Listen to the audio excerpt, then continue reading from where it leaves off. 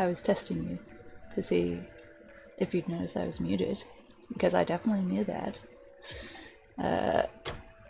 Yes, I can see the chat now. I don't know what was going on before, but I can see you guys, so we can chat, you know, it's all good. Yeah, apologies about that. I did start around 1 o'clock earlier, and just like the chat stuff wasn't showing up. I feel like some of the sound stuff was kind of weird, and then I had some issues just when I restarted the editor, so.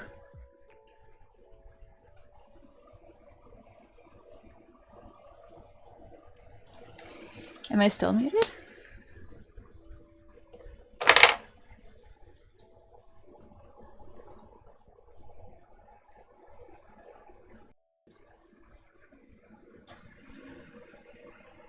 How about now? Thyra is a bum.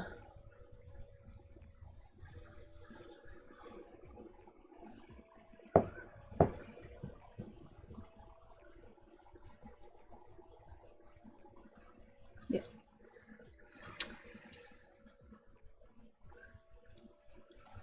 Okay. Okay. I'm just gonna stop trying to understand why anything does anything in this, you know? So, okay.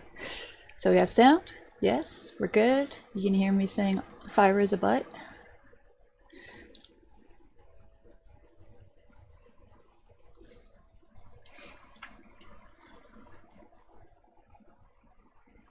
Very long pause.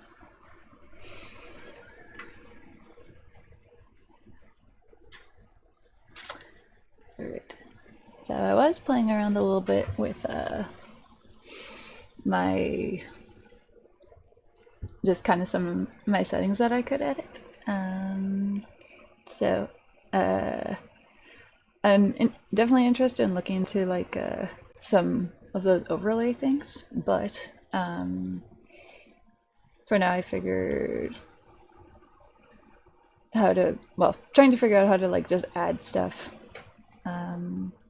You know, I did my little follower count, even though I realize I'm most of the way there.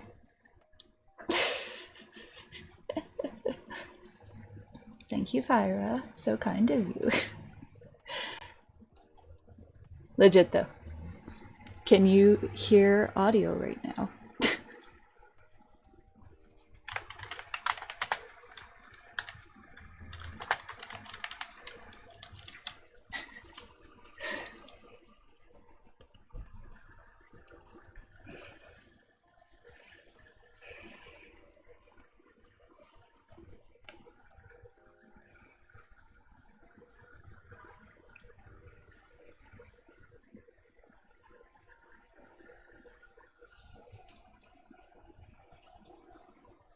Okay. You are very delayed, Fire, but that's okay.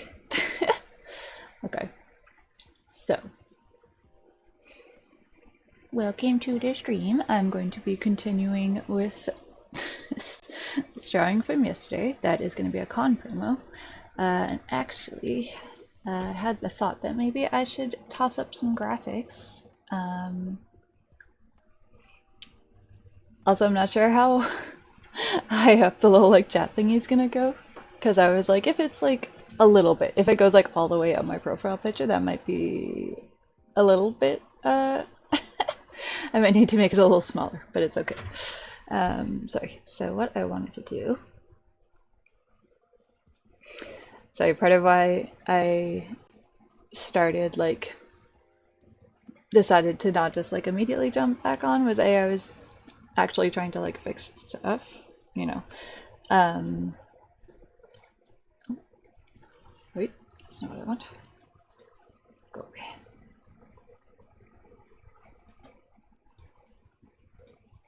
Hold on, hold on.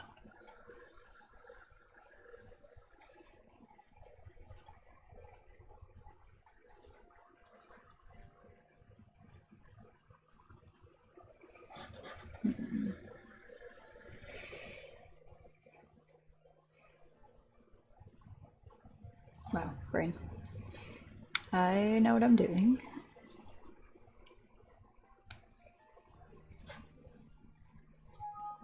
Yes, yes.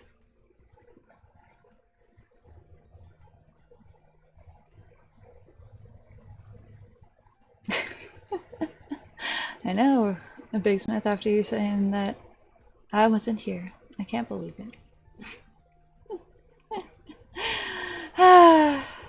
Yeah, like emotionally, I fell and couldn't get up. Um,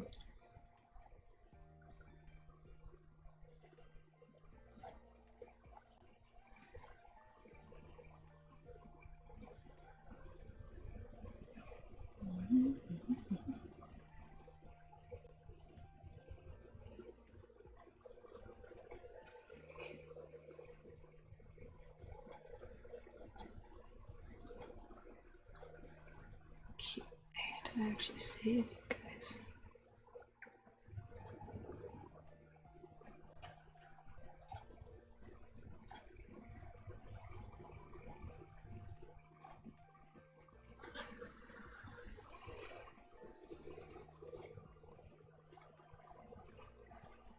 Do not pursue that for now.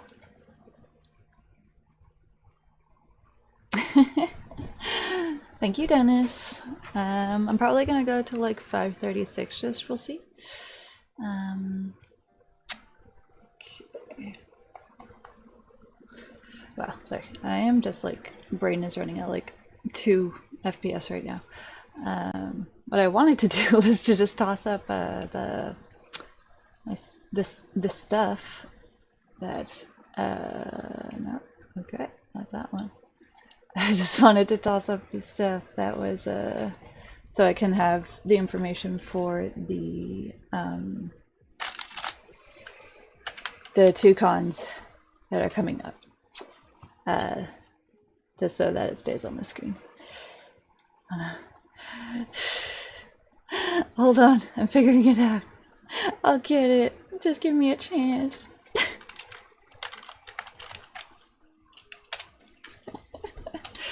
Ay, ay, ay.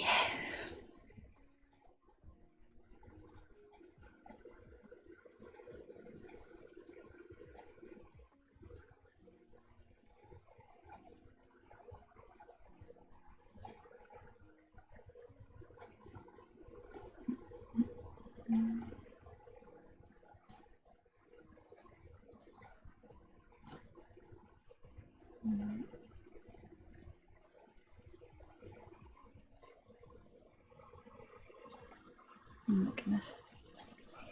Hey Nico, thanks for tuning in. As always, we're starting with an extremely high octane and exciting. Jen is confused by how Twitch works. Okay, where did I put you? Hold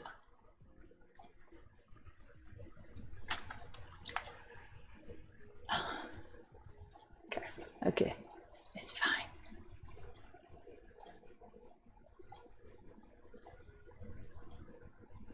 We're gonna get this. I have faith in all of us. Hey, puppy girl, are you all done? There, Jesus.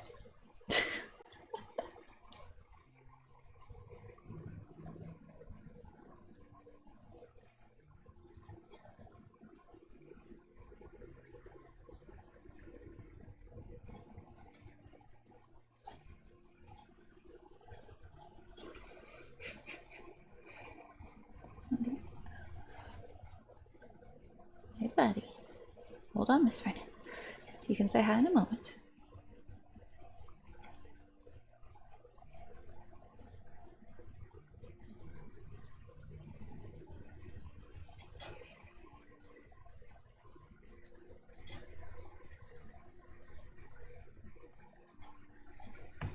Miss Puppy. Sure.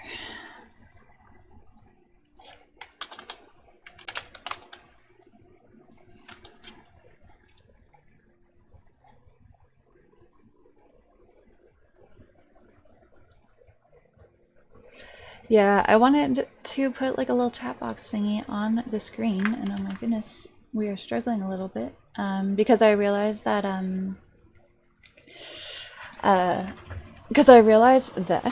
hold on. It's okay, you guys. You can relax. Star of the show's here. Sorry, because I realized that when you export a video, I guess to YouTube, I don't think that it keeps like the, because on Twitch you can see the live chat, but I don't think that that's like gets transferred over with when you take it to YouTube. So I just want to preserve that if I can. Okay, so now, oh my goodness. Name is Puppy Girl. I made sure that I gave her her food first, so today she cannot look at me imploringly. I know. I'm fixing.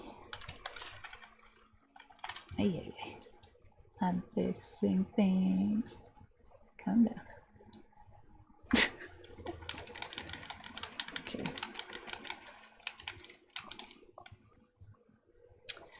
Yeah, I wanted it to be. Anyways, I mean, I'm having a little bit of fun doing this, so I can do it. Okay, oh my gosh, I'm just being. Ay.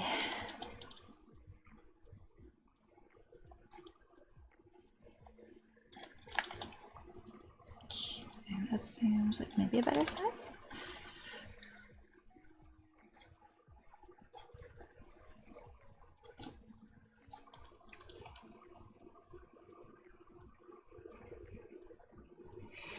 Yeah, because I was thinking it would look kind of cool if it went up like a little bit onto the thingy. And by the thingy, I mean my face.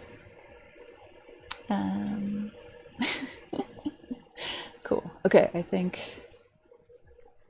that's not terrible. Wow. So, now where do we put you? Aye.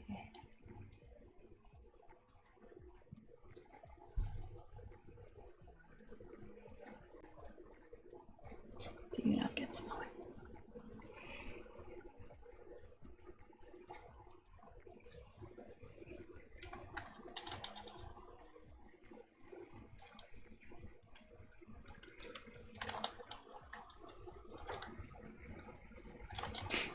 That's okay. I figure we're just keeping each other company, Big Smith.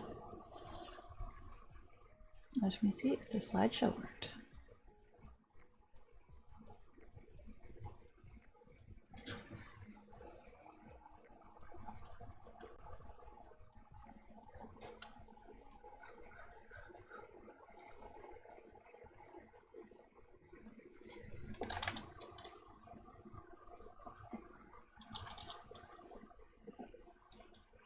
Okay.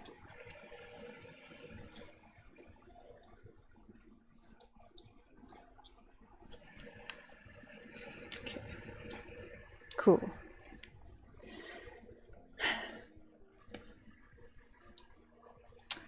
There we go.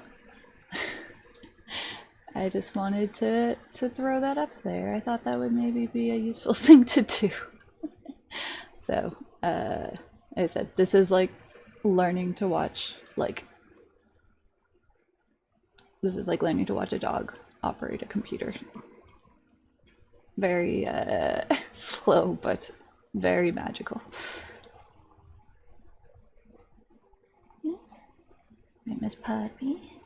Miss Fern's like, I bet I could have done that a lot faster, but okay.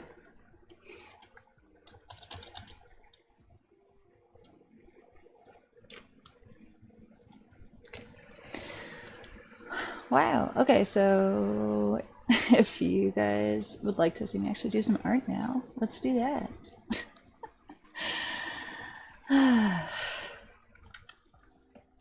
Sorry, do we need a... There's our frame cam.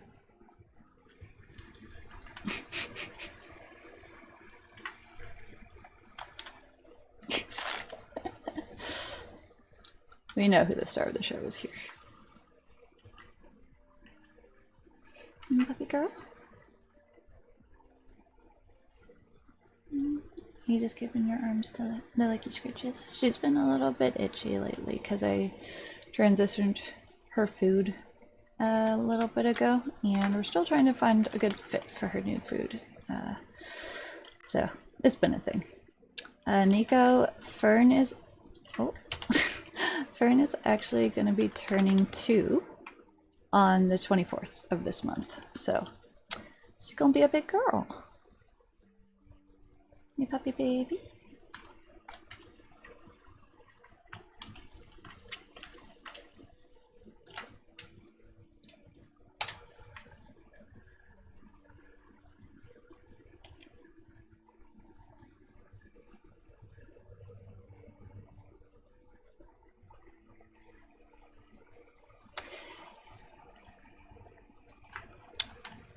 Fyra, it's almost Fern's birthday.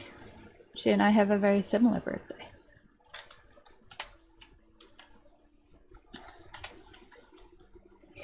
But yeah, okay, so I shifted the chair over because I thought it was better balanced in the background, so you get some extra cat cam. Hey, Loki. Hi.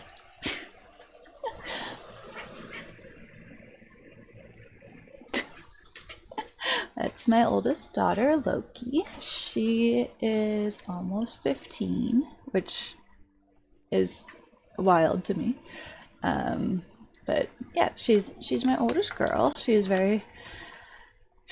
been the big sister to many siblings, and you know, at this point she's earned a quiet retirement, I feel like. And also, yes, her name is Loki, and she is a girl, so.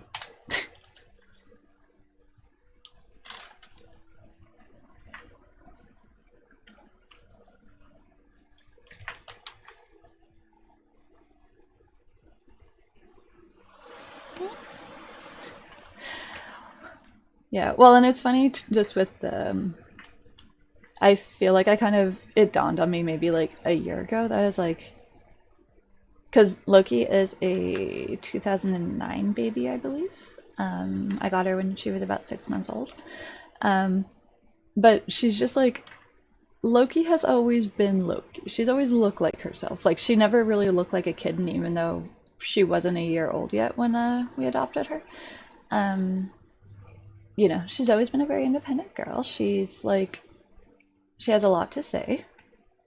We call her Loki Loquacious.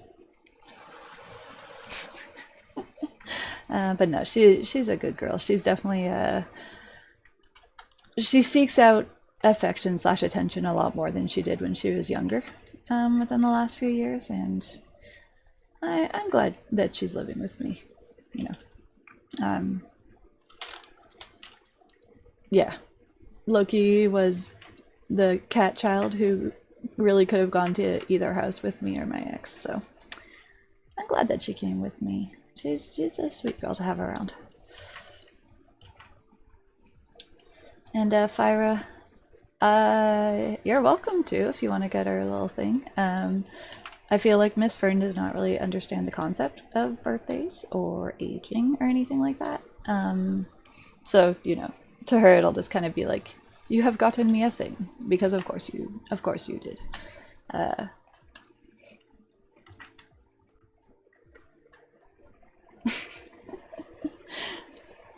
Yeah. That nickname was always something that I felt a little bit proud of, because just worked out very serendipitously that that ended up being a nickname that suited her so well.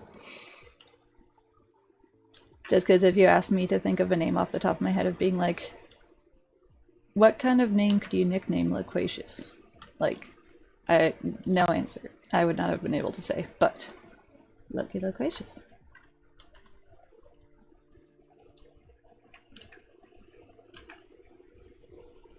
Yeah, Fern is definitely the baby of our family here, because I have Loki, I have Piggy, who's my all-black cat, who is also in rather the autumn years of her life. She's about 13, 14. And then we have Jack and Rosie, who Rosie and Jack have had cameos. Although I guess maybe not in these newer videos, since I got my channel wiped. But they're the ones that are usually up and about and wanting to have attention on my workspace. And they are they're 2017 babies, I think, so they're like 7 going on 8. And then Fern is turning 2. So, as I said, she's the baby of our family for sure.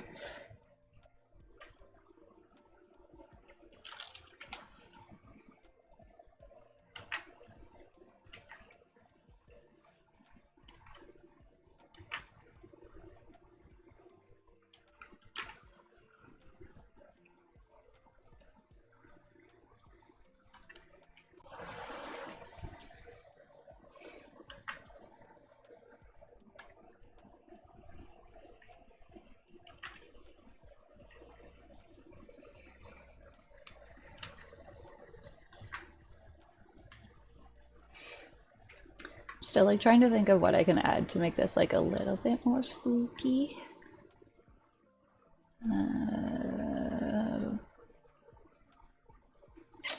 Hey Fern, what do you think is spooky? Fern, what do you think is spooky? Fern's like, I'm very busy. I have no time to answer such questions. One knife. That is a very threatening prompt to include in a thing that's like, hello, I'm coming to your city, maybe. What's that? A knife. No.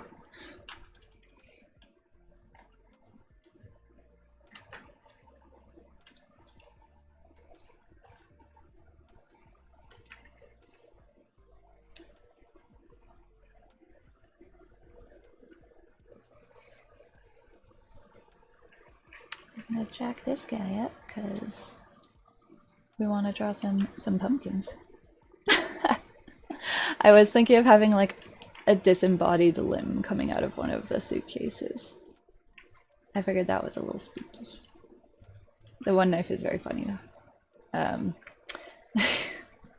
Oh my god, I'm trying to like the one bracket numerical 1 end bracket joke is like a running gag in our group that I'm trying to think exactly how it initially came to be. If it was just like I was being like edgy and cool and I thought that having like a girl standing there holding a knife was just like fun, which it is, you know, accurate. But just that we were kind of you know, I got teased a little bit because of the one knife, and I just kind of leaned into it of being like every drawing, girls holding a knife, you know.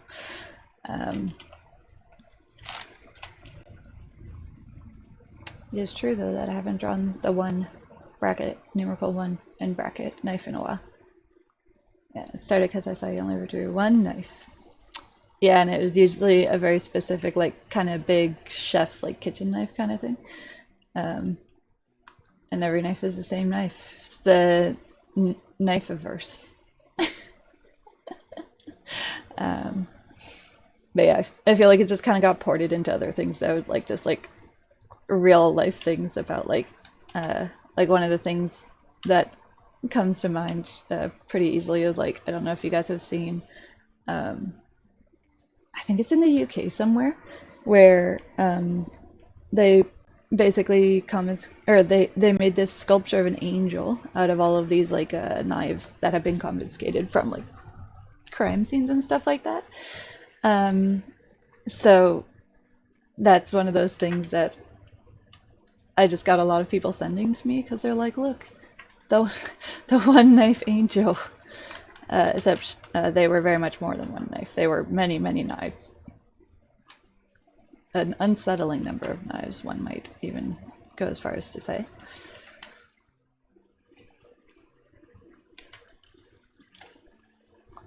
I wish I had a cool pumpkin bag. That's something that I don't have.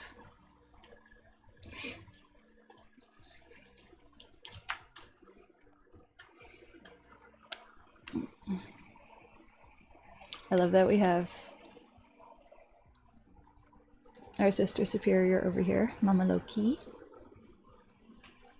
She is the one who likes to lay on that pillow and everything, so I'm glad that you get to see her. She is a good girl and doesn't come up on the desk, so she is a much rarer spot than some of the other kids.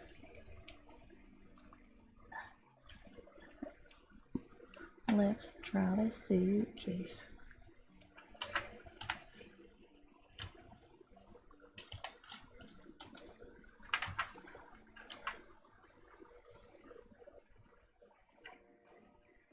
Let her in the desk. My drawers are very small on my desk, but Smith, I don't think she'd like that.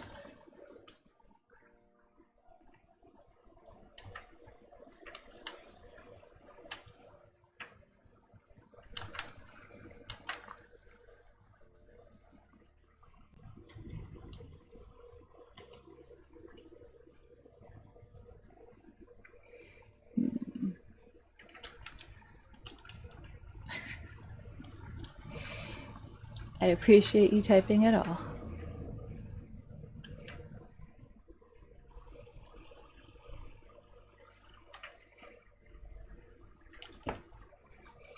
I'm thinking I need to get more luggage tags.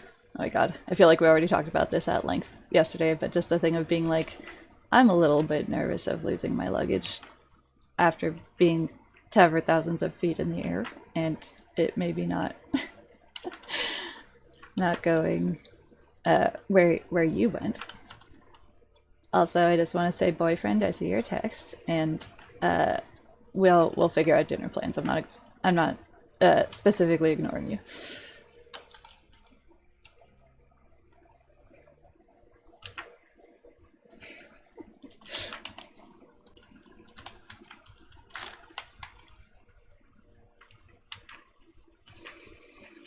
Alright, talking about our birthdays.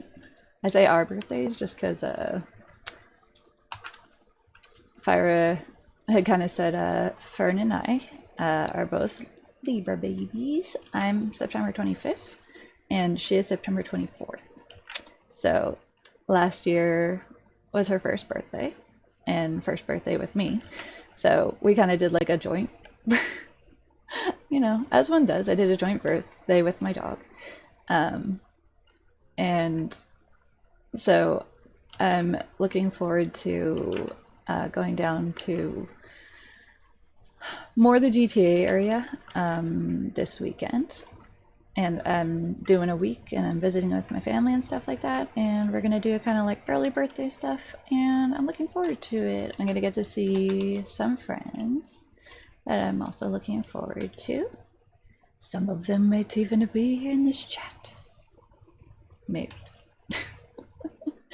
But yeah, no, so I'm looking forward to, I feel like I've been this way for a while at this point, I feel like, because I do like getting gifts, but I'm more like, I like it if somebody sees something while they're just out and about and like gets it for me, as opposed to being like, I sometimes kind of feel like getting gifts when it's like, you had to get gifts, is like, I don't like that as much, so I feel very like kind of like parent energy of being like, oh, I don't need any presents, I just like want to see you guys, but like legit.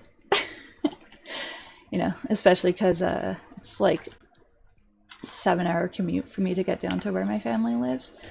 You know, I don't want to be like, I'm your present, or vice versa, but kind of. I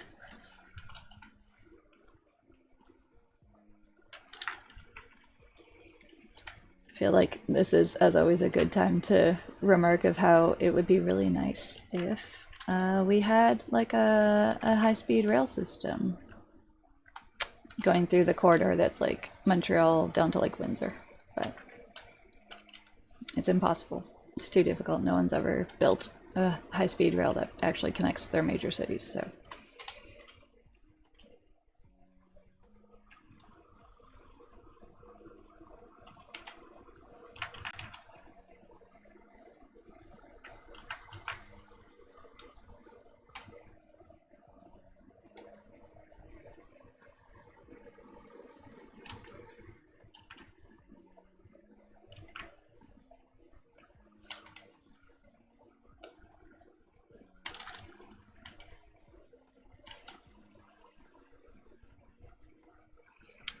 feel like this could be a spooky shape. And I know that y'all just watched me do that multiple times, and you're gonna pretend that you didn't.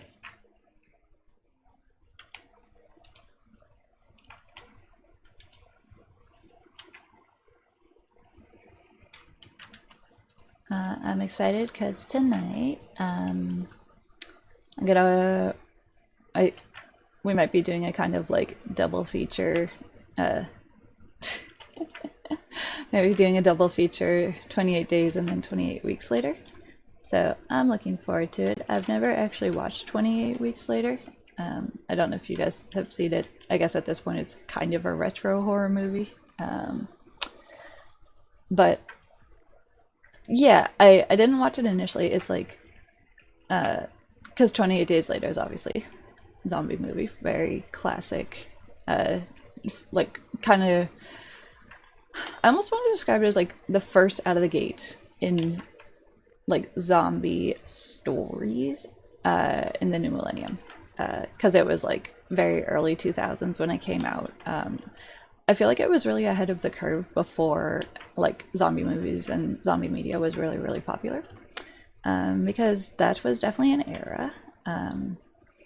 I grew up in the horror eras of zombie, and I was extremely scared of zombies. I was the sort of person that was like, you know, in high school and stressing about the thing of being like, well, if and when I move out, where can I live that like will be impregnable by zombies? Um,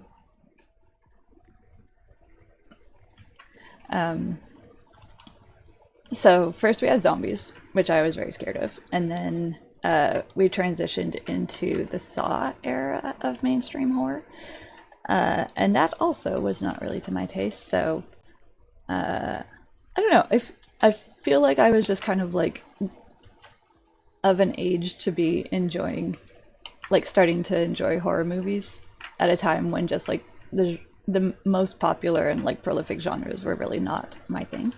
I will say that now, like I'm cool with like zombie movies. I'm pretty not scared of it.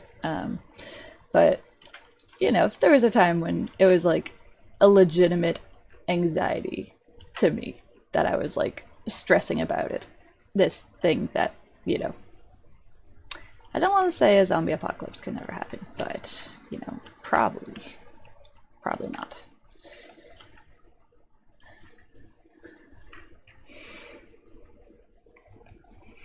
But yeah, no. So I haven't watched 28 Weeks Later. I kind of felt like it seemed cash grabby when it came out. But since then, I've seen people like talk about it in like a pretty positive way. So we're gonna watch that tonight, and I'm looking forward to it. Because I found that, it might be kind of an age thing because I was a teenager in like the 2000s, early, like young adult in the 2010s. But I've found that I've just really, when I'm looking for like movies to watch or whatever, there's just something about the kind of like, early 2000s horror and stuff like that, and even kind of like late aughts horror that I really like gravitate towards. Like I watched, I watched one kind of recently that was called,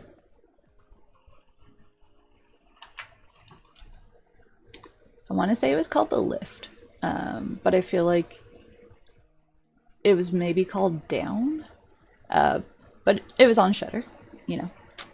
Shout out to Shudder, who doesn't sponsor me, but I like them a lot. And, so it's an evil elevator story. And that was one of those things that when I saw the little, like, description slash preview of it, I'm like, you know what? Sure. Let's get down and, like, wild with an evil elevator. Why not?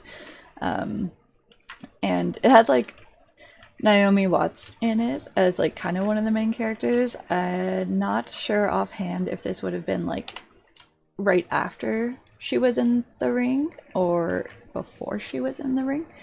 But it was kind of nice to just see her and be like, oh, hey, Naomi Watts, doing some other kind of fun horror, are we? Because The Ring is a very fun horror to me. I like The Ring a lot. Uh, I remember when we were younger and it first came out, and how that movie was so like, that was kind of the bravery test movie, I guess, with like younger people, that they're like, oh my god, this is like the scariest horror movie ever. There's never been a movie as scary as this, blah blah blah. Um, and I find that those sorts of things are very interesting to look back on what was like pushing the envelope at the time. Um,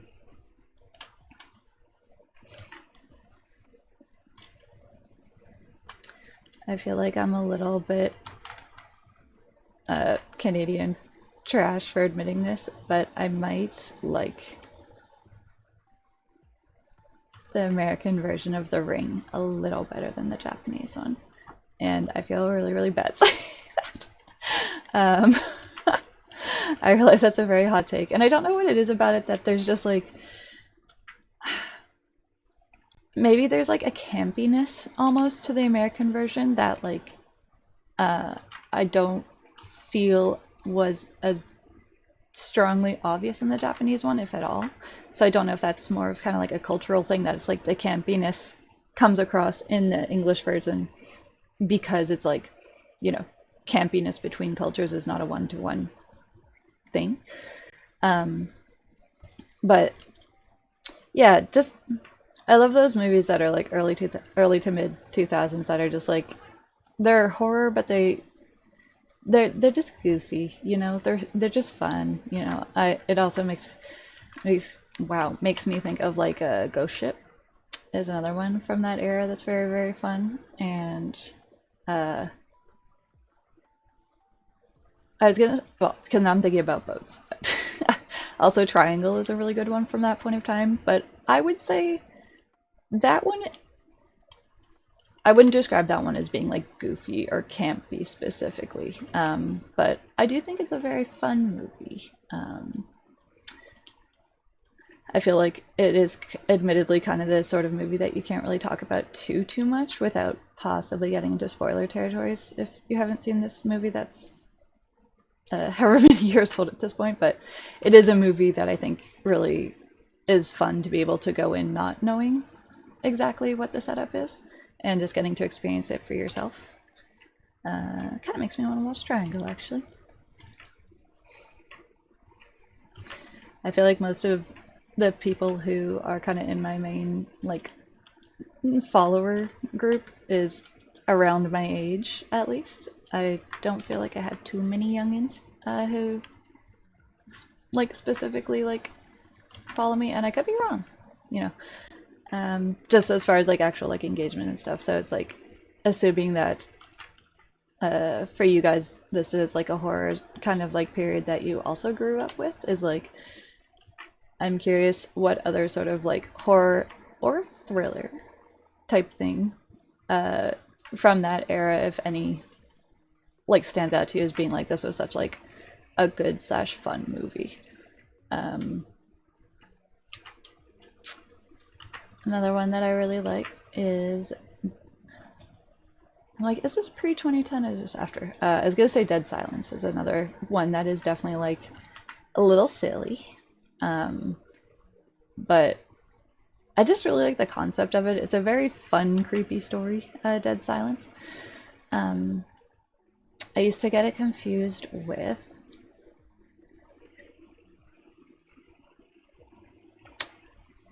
is Darkness Falls the one with an evil tooth fairy? Because I feel like those ones came out around a very similar time. And just the sort of like, oh, we're being haunted by the spirit of this dead lady who was weird and mean is similar. And also they were both like sense stories, like one was vision and one was sound. Also, hello, Flirty Mango. Welcome to the stream. It's mostly I am just monologuing about 2000s to late 2000s horror movies that are fun and I like them.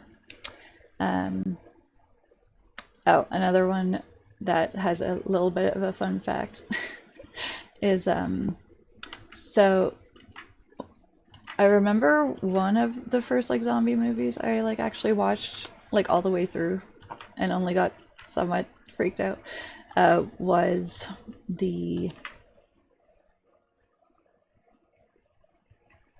oh my god, it's either Dawn or Day of the Dead, but the remake.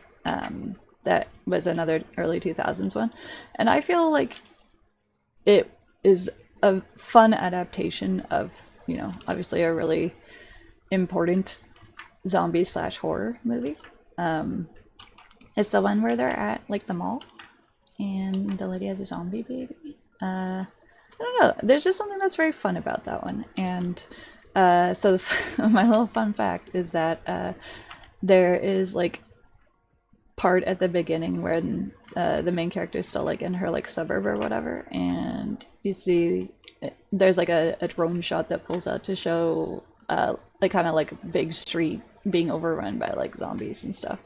And for, I don't know if the rest of the suburb like scene was shot there, but apparently that at least that drone shot was like Highway 10 in Brampton, where I'm from. That's like, wow, Brampton mentioned.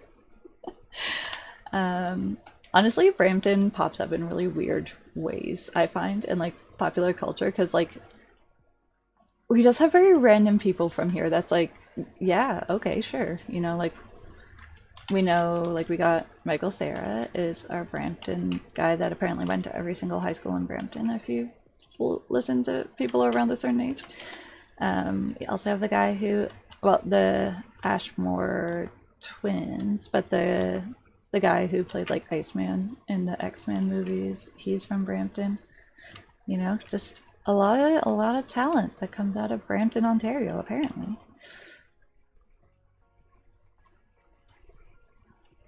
Wrong.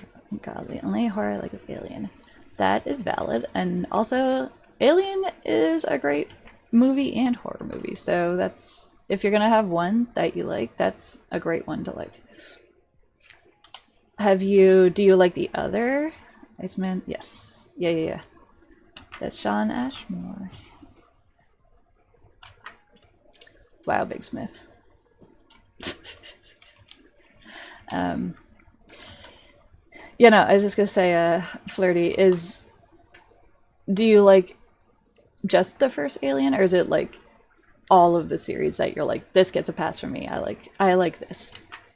Mostly because my next question was going to be if you had seen the new Alien movie that came out, Romulus, because I've been hearing good things about it, and that is very interesting to me.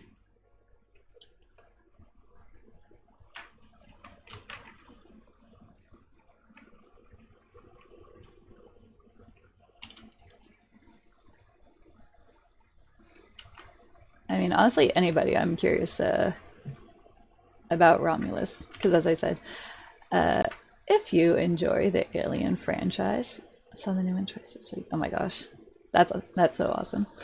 I was just gonna say that I feel like Alien is a franchise where some of them are not very good.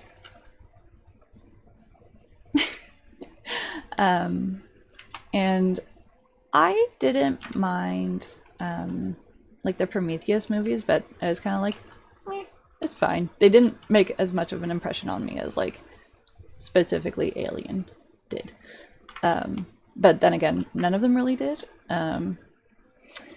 But yeah, so as I said, perhaps unpopular opinion that I didn't totally hate Prometheus, but it's like, it's fine, you know? So it is always exciting to me to hear that there's like a new installment in a franchise, and it's like, and also it doesn't totally suck. It's like, it seems like a low bar, but it really isn't. There's so many not good horror like retreads. So I don't know. Although that being said, Alien also has been lucky with like, I know Alien Isolation was the like VR game and stuff that was really, really popular, I believe. But like that was another one where it was just like, you know, I feel like they really went above and beyond anything that people kind of would have hoped for in getting like a new like contemporary Alien game. Because before that, I know Aliens as a series has not had the best luck with video games, so.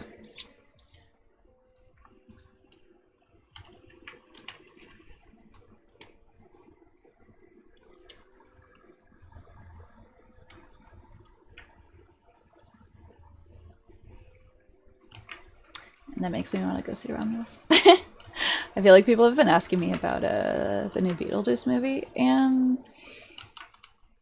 I I don't know. I'm not I I don't feel like distaste at it, but I'm like I guess I don't feel specifically excited about it, like from seeing like trailers or whatever. It's kind of like, okay, it looks like it isn't like a terrible addition to the story, but I'm just not like as jazzed to be like, oh my god, I must go see this. So, well, and I am also somebody who's like, obviously, I very much enjoy the original Beetlejuice, and I admittedly can be a hard sell on sequels because I'm just like, I feel like you really need to like, needs to be an obvious reason why this is being made and like is adding to the lore of this story, you know? And a lot of times sequels don't really pass that vibe check.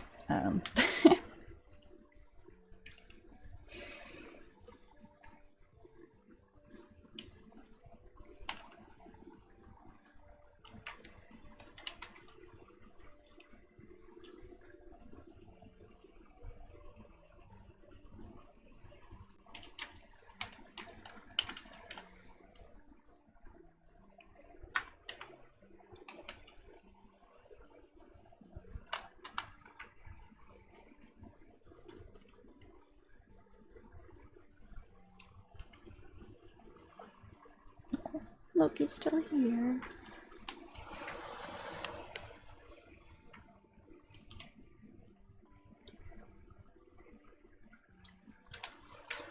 Thank you, Flirty.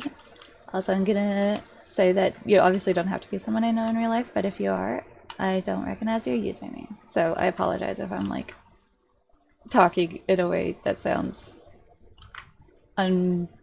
like more formal, I guess.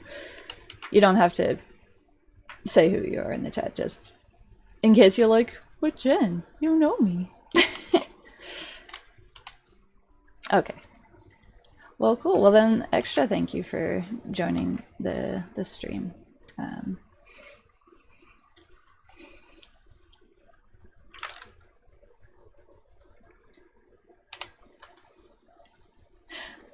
Now it feels very like mysterious. It's like we've never met, but I am a writer. So that's very cool.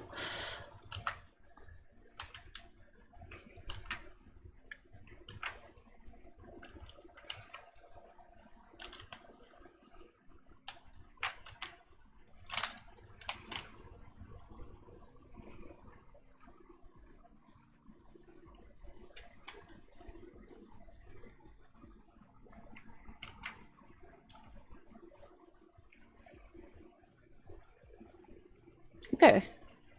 As I said, now I'm like, what kind of like genre do you write in? You did say that you were a rom-com gal.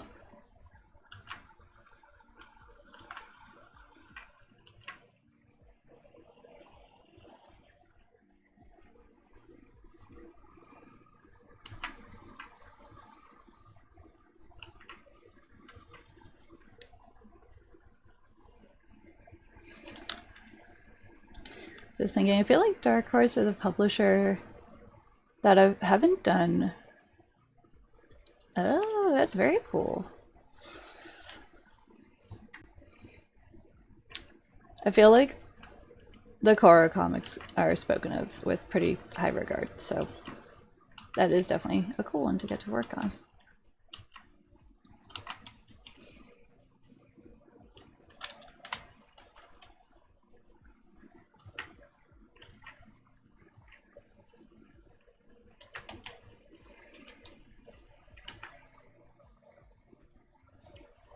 So have a little pup update.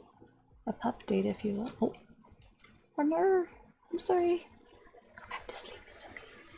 It's okay, pup. She has a very hard life.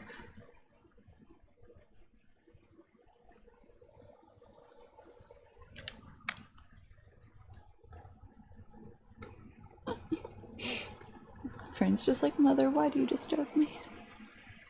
I didn't mean to. I meant to silently move the camera down and show you sleeping.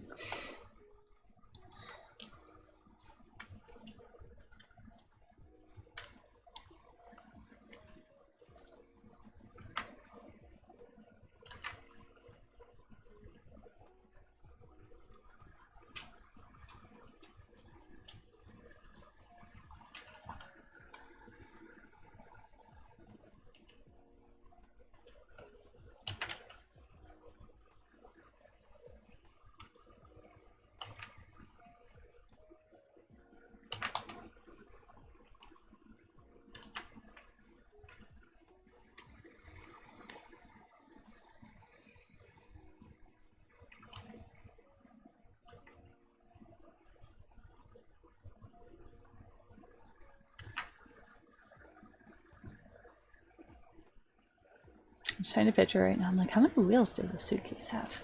A suitcase has 4 wheels, right?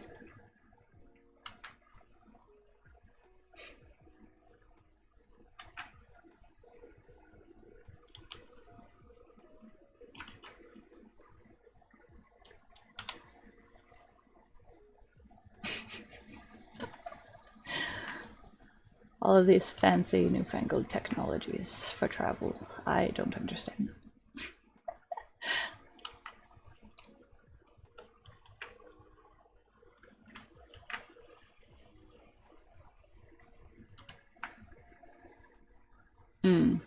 Okay.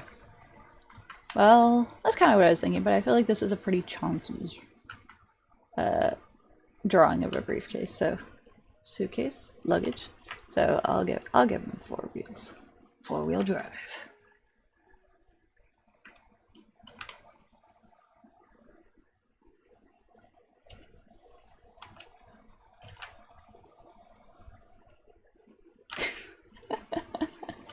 Yeah, this is a manual luggage bag. Oh god. Aw. Honestly, well, I was just gonna say I'm just imagining like a luggage thingy, but with like the big like monster truck wheels. And on one hand, it's funny, but at the same time, I'm kind of like, actually, because one of the few other times that I did an abroad event was doing Thought Bubble a couple of years back, which is in the UK, and you know, I suppose the destination was not so important, but I feel like the packing on that trip was a little bit of a nightmare, and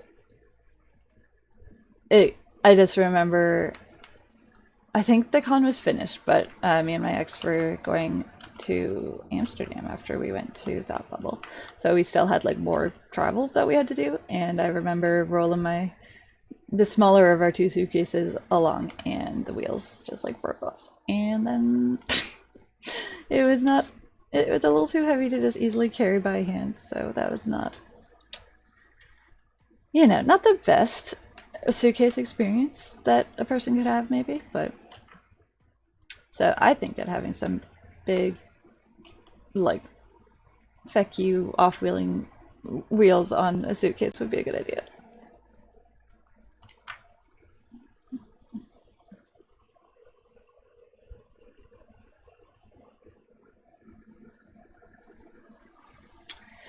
I hope so, Nico. At this point, I'm just like, you know, I feel like I have done what I can to prepare, and whatever happens next, I'm just gonna roll with it. No, some pun intended.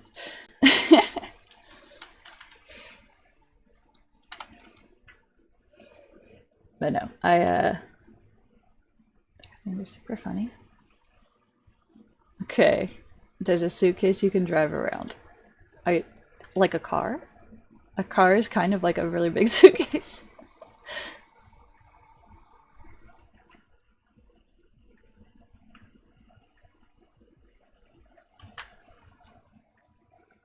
Alright, alright. Well, now I'm curious. So let's go over here. Let's go away. It's like a ride-on suitcase. Oh my god.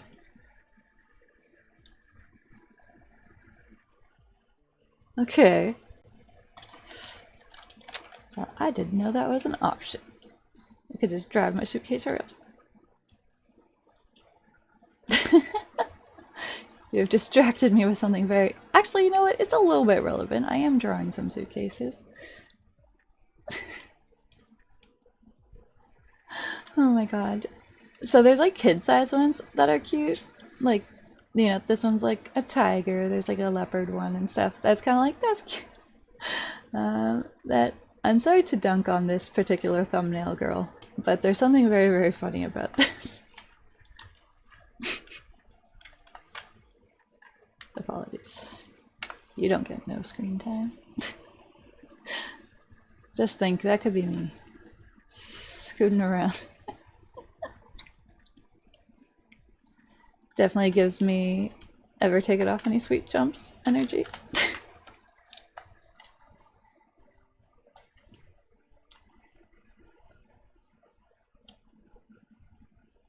The suitcase looks tiny. Yeah.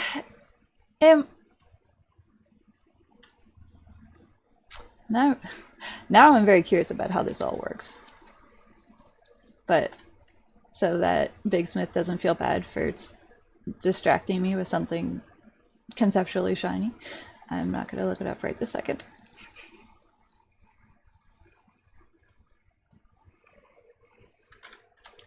Also, don't giant women also deserve to drive their suitcases around like a little scooter?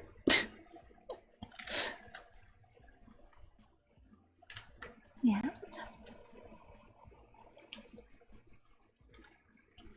going to get dressed up. I feel like I could do something with my little fern character to make her a little bit more thematically spooky, maybe. Here's a fun fern fact, specifically relating to being spooky and Halloween. So, as you can perhaps see, Fern is kind of a small dog, and ergo, even the small dog costumes that you get at like pet stores are not really her size. They're still like significantly bigger than she needs. So for a dog that is as small as a puppy princess, she can do like a smaller size cat costume, seems to fit, or otherwise she needs a large rodent size costume. She is kind of ferret slash guinea pig sized for clothing.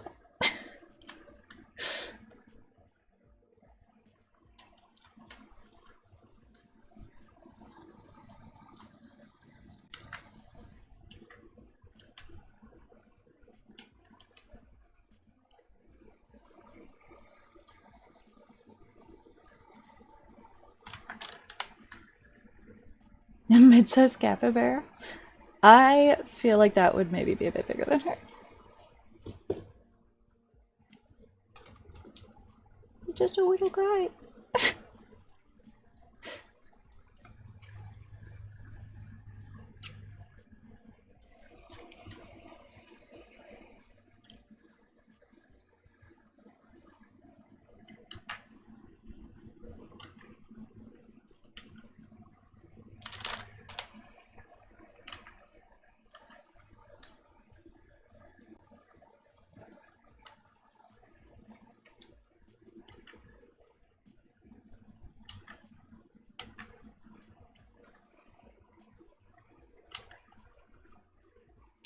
Honestly, I don't even know why I want like a costume for her, other than the fact that it is a very novel thing for her to have. She does kind of have one thing, hold on. But yeah, no, just because I know last year we didn't like I live in an apartment building, and you know, so there's not trick-or-treating really the same way that there is in like suburbs, and I realize even that's kind of different than when I was young, and we were all about going outside and trick-or-treating.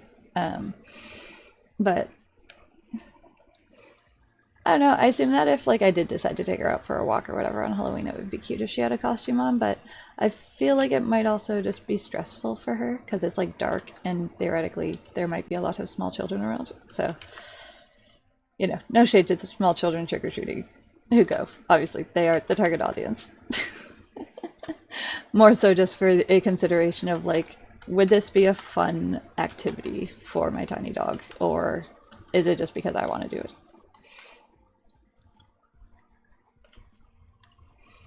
Big Smith, I keep telling you, we're old enough to say things like that now. To be like, we have quite a few of our days that we can like recall back to in positive or negative ways.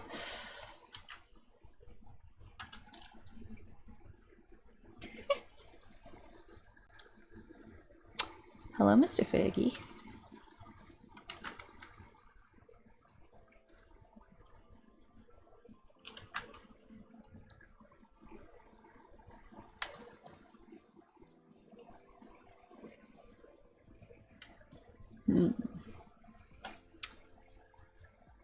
Thinking which suitcase would make better for the disembodied limb.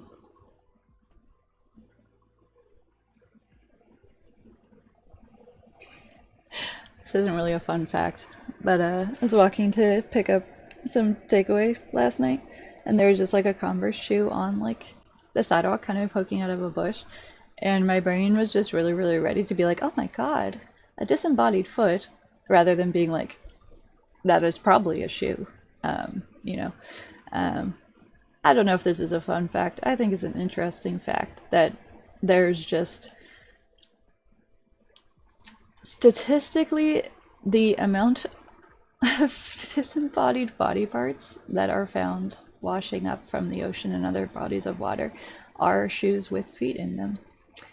And it was something that when people started noticing that this was like apparently a pattern, that they're like, oh my god, what's going on? Is somebody like someone just like cutting off people's feet and throwing them into the ocean? What's going on? And not to be like, no, nobody ever does that ever, but it's more of just like a decomposition sort of thing. That's like the shoe protects the remains a little bit better, and when it decomposes to the point that it separates from the body, you get a lot of feet washing ashore.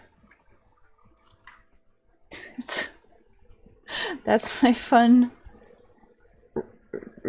disembodied remains fact for today.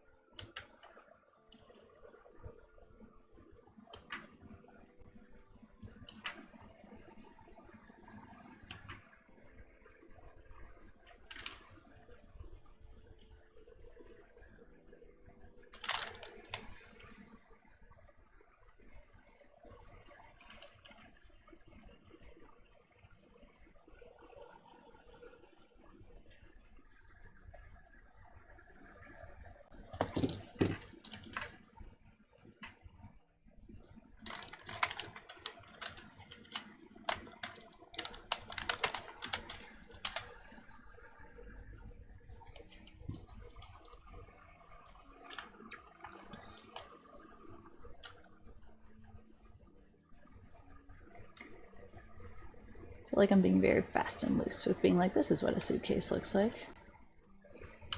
I know that that's a little bit of a running gag, but it is definitely a bit of a truth of being like when you're an artist, you just realize how much you really don't know what anything looks like.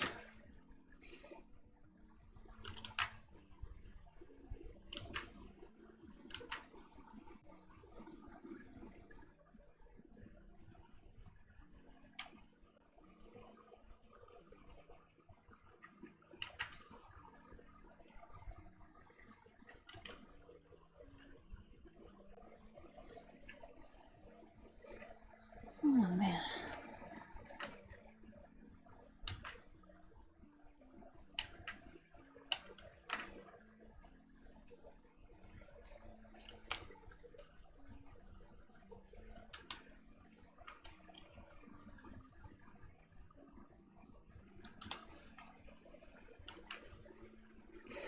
Apparently Big Smith can no longer access the chat, so F in the chat for Big Smith.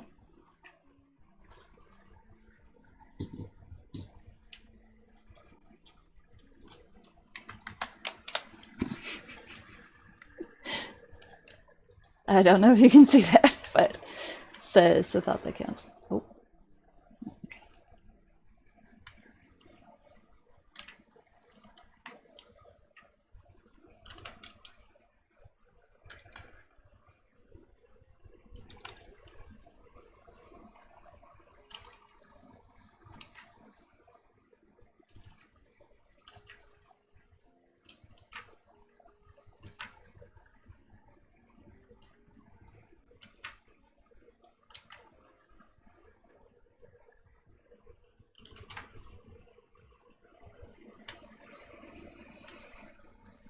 Giving me troubles.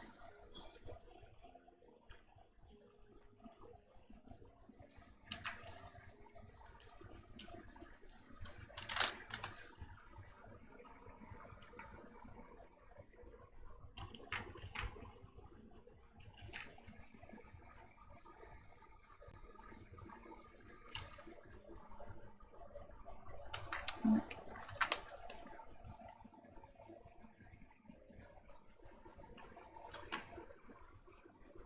We're just gonna pretend that that's how wheels and perspective work and not worry about it too much.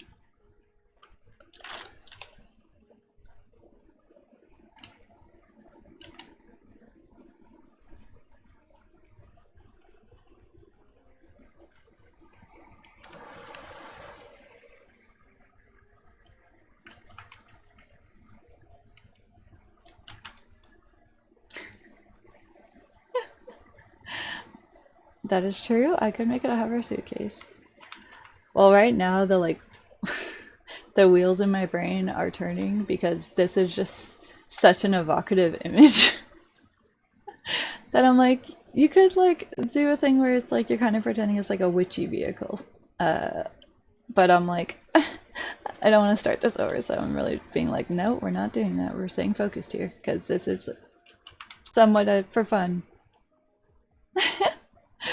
Big Smith, we can see you. Do you see that we gave you some F in the chat?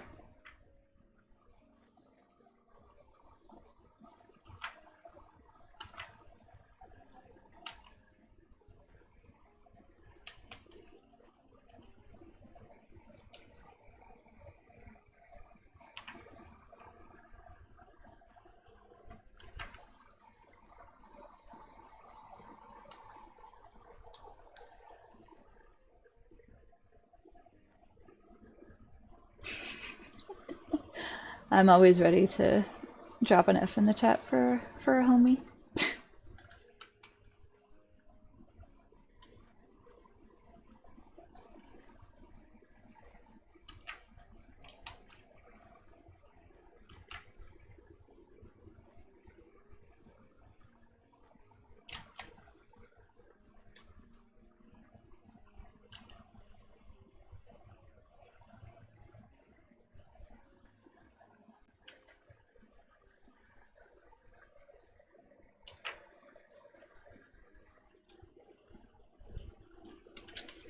And I just get so jazzed for this time of year.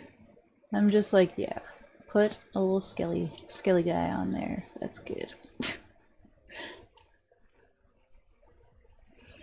I feel like I slightly have more self-control than I did in previous years when it comes to spending money on like Halloween decor, just as decor. Uh, it's still just such a vibe.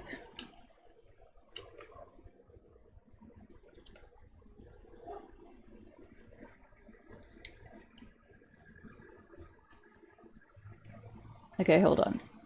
I need to translate that from Fahrenheit into Canadian units. 80 is like, sorry, this might not be helpful to you if you don't know the other one. I feel, because 60 is 0 in Fahrenheit, right?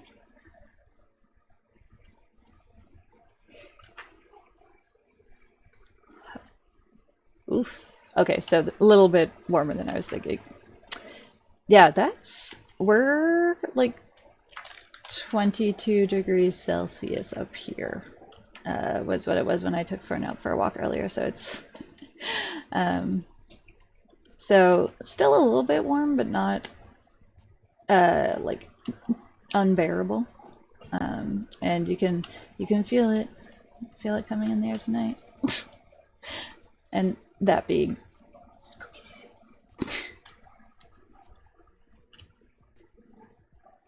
And yes, I am Canadian. We were talking about Brampton, Ontario. Shout out to the Brampton, Ontario folks. I laugh, but there's like 2 or 3 of them in the chat, so you know.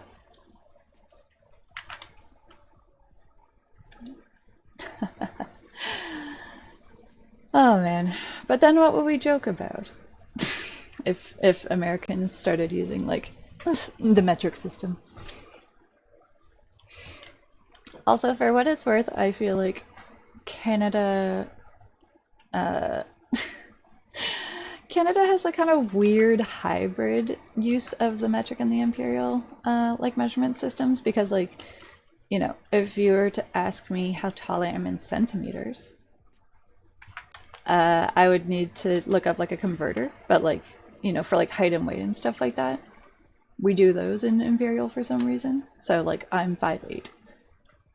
I don't know how tall I am in metric. I think it's like 170 something maybe, but I don't know. I don't know why we're like this, we just are, apparently.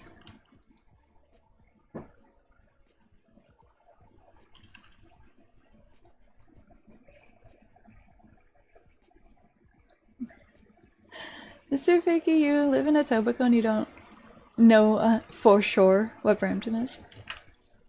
I mean, I don't want to like oversell it. I don't want to be like Brampton, the jewel of the GTA, because I don't live there anymore, and that was a specific choice I made. But, you know, I feel like it's at least worth being known by communities in the bedroom communities. That is another fun fact about Brampton. Here, that we're getting some really niche Canadian local lore here. Brampton, Ontario is the city in Canada with the highest insurance rates for drivers. We apparently have not been good drivers.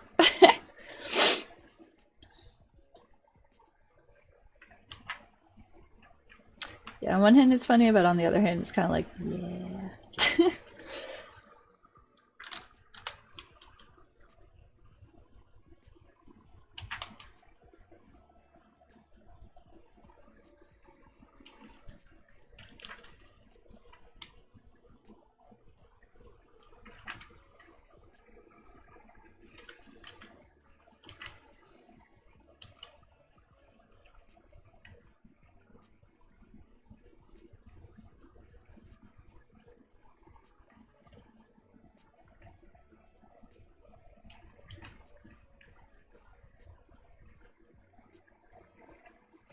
This is me pretending that I know what a skeleton actually looks like.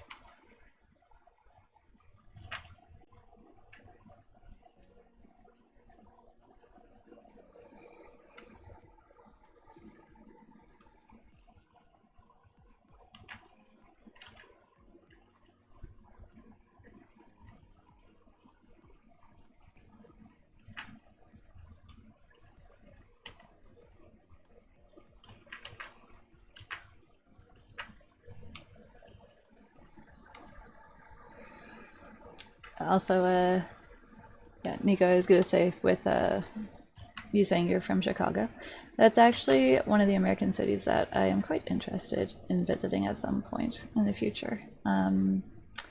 You guys have Emerald City is a convention there, I think. And I know that's been on my like list of cons I would like to do, but I have not actually done any American cons, which is kind of funny when you think about it.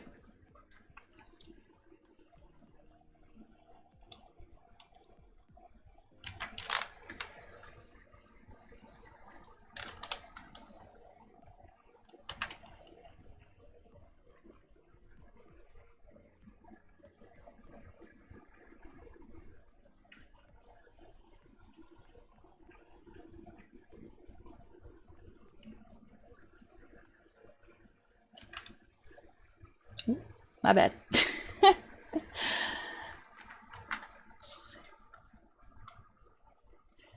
Is it like an abbreviation for something? Is it just C2E2?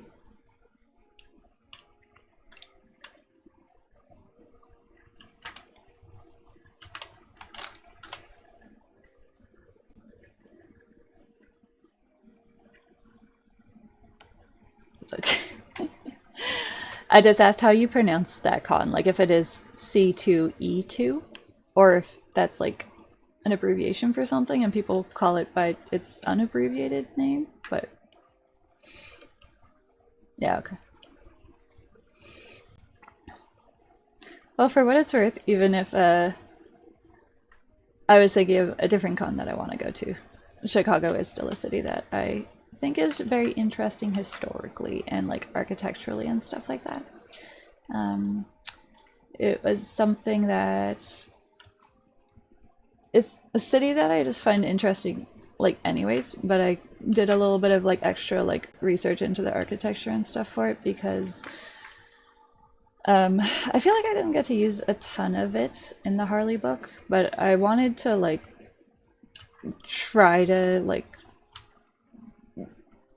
at least have like an understanding of the cities that Gotham is based on, even if like it's not like a one-to-one thing. And again, I don't know how much that will actually come through in the art because I feel like a lot of the settings are not in places that are really specifically like, oh, this feels like a really giant metropolis, you know what I mean? Or like a, um,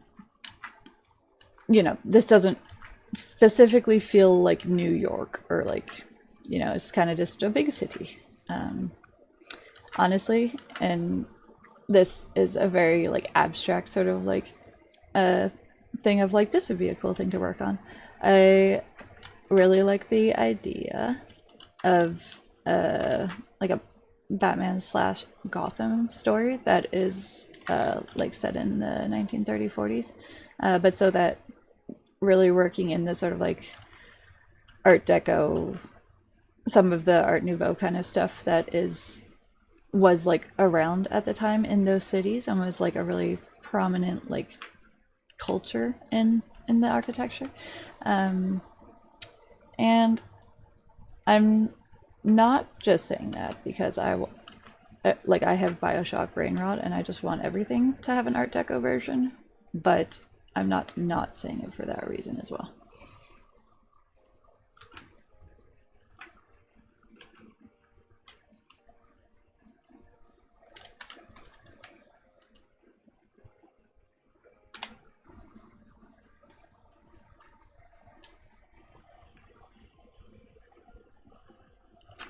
And I'm thinking about BioShock. I tried to set it up in such a way you can't really see it with how the shot is right now. Um, Point the camera up somewhere. I don't know if you can see that, but the shelf that's like that guy, that's my BioShock shelf. I don't have a ton of merch from it just because I kind of got on the BioShock boat, the biosphere, if you will, several years after the game like initially came out and was popular. But I have there's like a BioShock Infinite Columbia board game. I have a Booker Funko. I have a little sister and a Big Daddy Funko, and then I have kind of like the collector's BioShock 2 box that has like a record and stuff in it. So it's pretty cool. It's got a art book slash like just hardcover collector's book in it. And it's a little bit funny because I definitely don't dislike BioShock 2 by any definition of the word, but I would say that it might be the one that made the least amount of an impression on me of the BioShock games I played. And so it is slightly funny that that's the one that I was able to get like a collector's thing for, but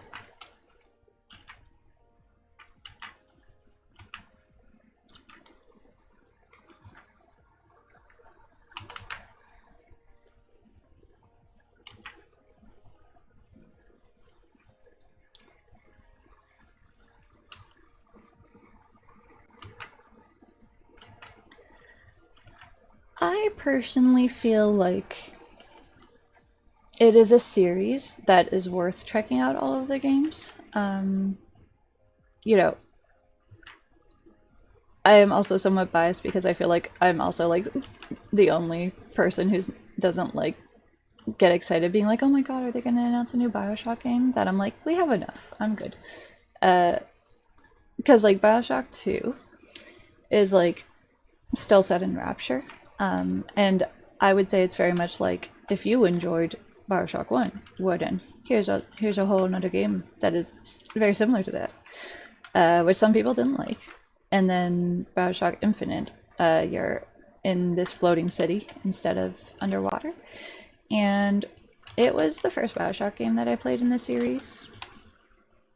And I don't know. I feel like that was maybe the best order because it meant that I could really give Infinite a chance to just be its own thing. And then when I went back and played the other games, just seeing how stuff kind of connected, I think that they did a very good job. I like the Barrel at Sea DLCs. I like the sort of like connection that I can admit I don't believe was initially intended. But I feel like they did a good job of like kind of cobbling together the Rapture and the Columbia stories together in a way that's like, yeah, that's believable that could be a through line. And also friggin' saddest ending of the DLC. Oh man, yeah, no. But I don't know, it is slightly funny from the point of view of, as I said, BioShock 2 is very cut from the very same bolt of cloth as BioShock 1. And people were generally like, they're like, oh, it's so the same, it's so blah, blah, blah. And then when BioShock Infinite came out, people were just like, oh, well, this is so different. And it's, so it's kind of like, well, what do we do then? How do we like continue telling a story in this universe if you don't want it to be the same, but you don't want it to be different? There's only like so many options. So, I feel like they nailed the landing on it, which is also kind of why I'm like, now I'm the curmudgeonly BioShock fan being like, we don't need any more BioShock games. But I withhold my judgment of the one that is apparently in production because I could be wrong. The next BioShock game could be amazing. I have no idea.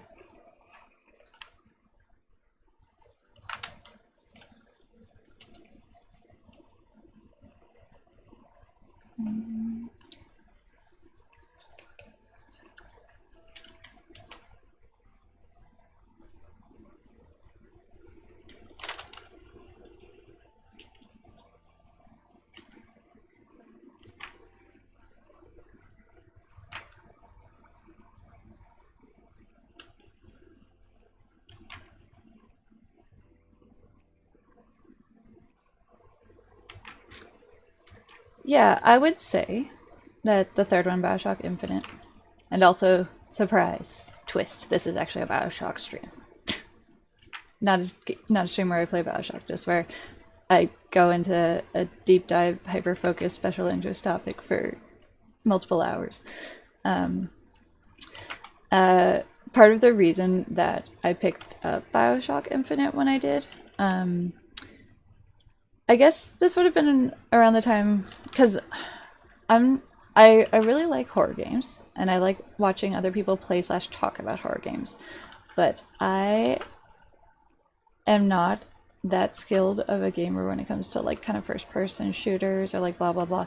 So I find that horror games are not super fun for me because the point of it is like being getting stressed out and getting like scared and stuff like that. And I'm just so ambiently tense anytime I try to play a horror game. So, you know, I didn't check out I didn't check out the original BioShock or BioShock 2 for like ages, and then when Infinite came out, and I was like, oh, you know, I would say it is a lot less horror flavored than like the first one especially. And not that it doesn't have horror elements to it. Um, you know, like there's definitely some like enemies and like situations where it's like, you know, there's one kind of like boss fight where you fight someone's dead wife's ghost, which is a little funny. But yeah, so just from the point of view of like, as I said, for me, I feel like playing Infinite first was like a really ideal starting point, or like just kind of like getting into it because I wasn't comparing it to the other games, and also at the time I was like, this doesn't seem too scary. And then afterwards, obviously, I had to go back and play the other ones and the DLC and stuff, but I was too scared at first. It was too scary. I still remember the like ads for BioShock 1 that were like it's like a first person like animated thing and they're like a big daddy and you have like bees and stuff like that, which, you know, very cool trailer, but at the time I was like, oh my goodness, that is terrifying. And yes, I was wrench girl to the end. um I love being a wrench character in video games. It makes me feel powerful, it makes me feel safe. It's because I generally know if I swing a wrench at something, it's generally going to hit where I'm aiming, versus not so guaranteed with guns. Uh, in a bendy and ink machine, that's one where I feel like I I like it as its own thing, but I think it would also be disingenuous to be like, this is totally different from BioShock. They definitely did not take any ideas slash inspiration from BioShock, because I don't think that's true. I think it is very BioShock inspired. But I think they did it in a fun way that made it unique enough on its own. But so playing that one, you know, in BioShock you get a wrench as like usually like your first weapon, because it's just like, you know, you're finding environmental like props or whatever. But in this one, in Bendy, it's actually one of the last like items that you get as a weapon. And I just remember you like going like, it's, you have like a whole quest to go get it. You have to like go down into the basement and you like open up this locker with it, and you're just like, the motherfucking wrench. And I wish that it was available sooner, because I feel like I would have been braver in that game if I had the wrench.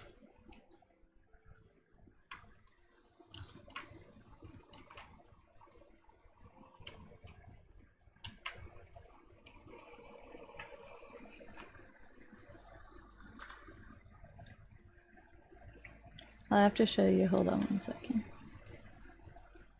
This is important. It's okay, babe. I know. I touched you. I'm sorry.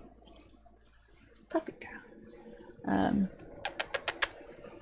I want to see if there's a picture of someone holding it, because I am just like obsessed.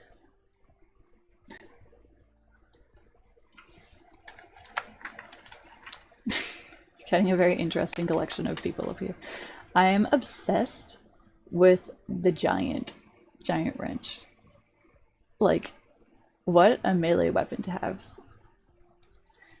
I'm sure that this is not like, you know, that galaxy brain of a take, but I'm like, you know, I'd like to make like a RPG character where they are like a heavy wielding melee sort of build, and Yeah, it's absolute unit. Nope, nope, that's Fern and the pumpkin. Um, just like I feel like she might not be a super tall person, but yeah, as I said, obsessed. I feel like I just like weapons that are like I don't know if it is a reach to call that a pole arm, but I just really like weapons that are kind of like unusual pole arm kind of variants. Just because then it kind of combines my wanting to like smash things with a giant wrench with the distance to not get immediately killed. So,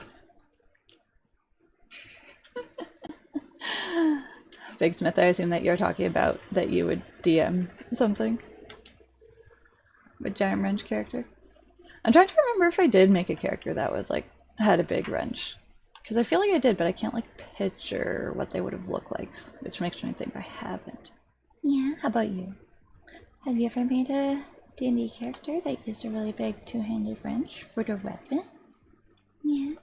I love you so much.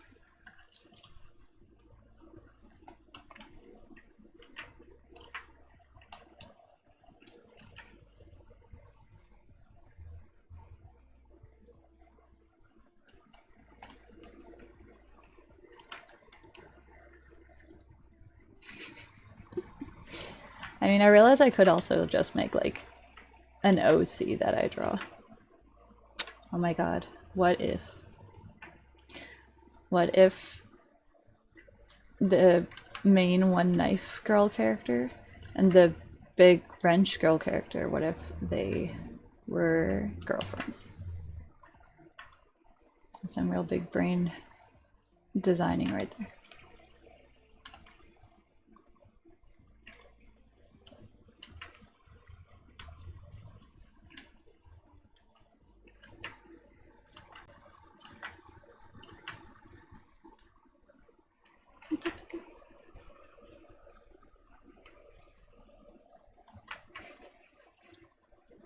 Maybe I will. Not right this second, but maybe I will. You would ship them to another country?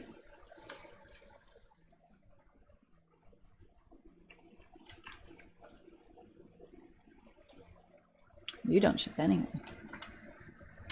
Well, Ryan. Big smash. Also, shipping people is fun. I mean, not real people, but shipping characters is fun.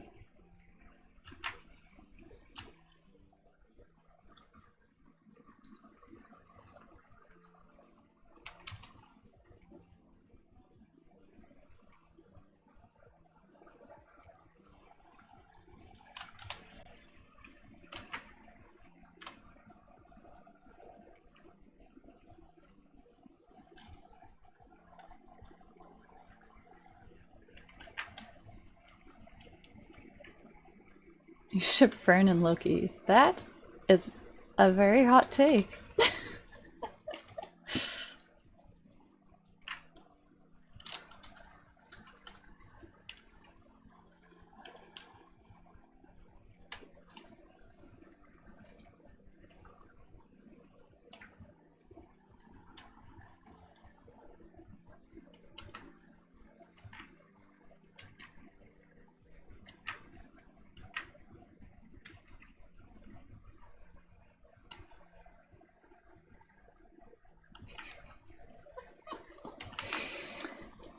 I feel like Loki is very much just like, I wouldn't say she's like a senior citizen quite yet, but she's just like a lady who's like, I've been the big sister to so many small young baby animals, and here I am at 15 years old, and I just gonna relax, just gonna take it easy.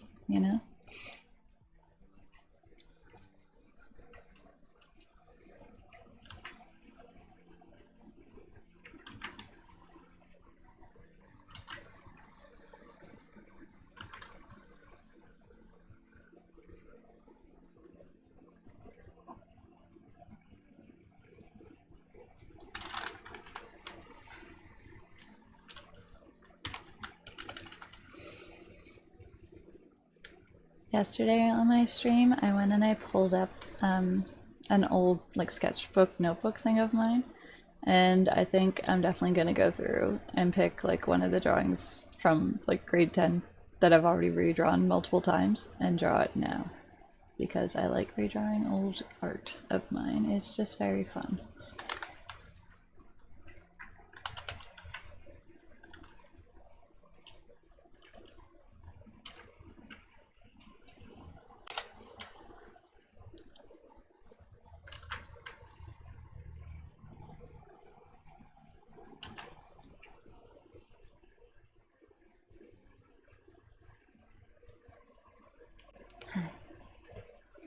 Yeah, baby pup.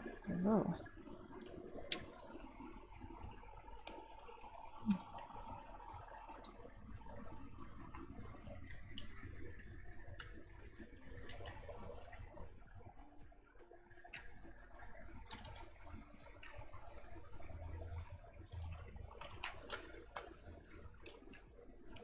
That's a baby.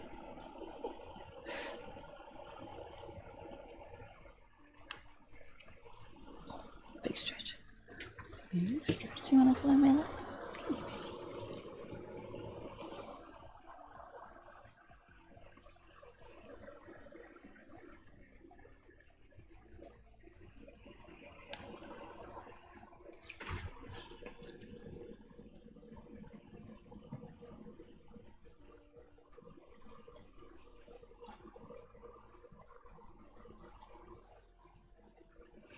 She is definitely the fuzziest.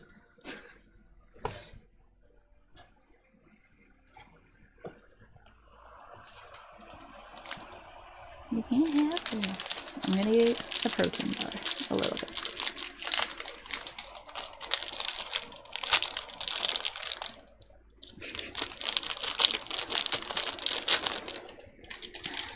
Fern always thinks that maybe she will have some, but it's chocolate, so no, she won't.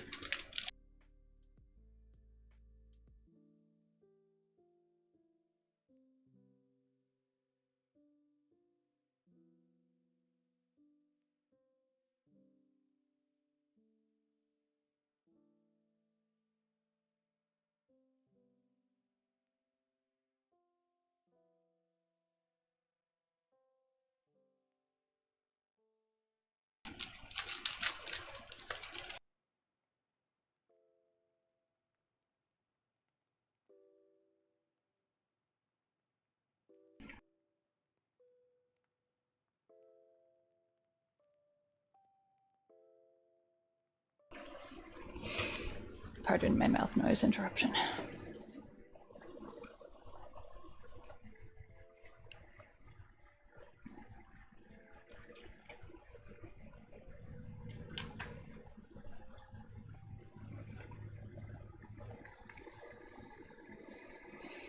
Alright, now we got a fern.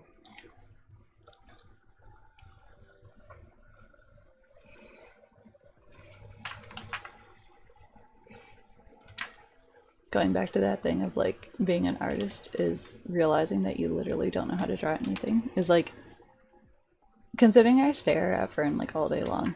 You think that I would be more confident in drawing her and being like, I know what she looks like, but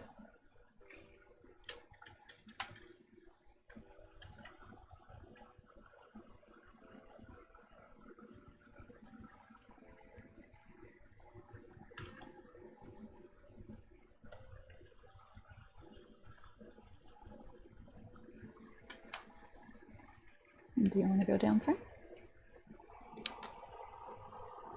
You little puppy bear? Here you go, sweetheart.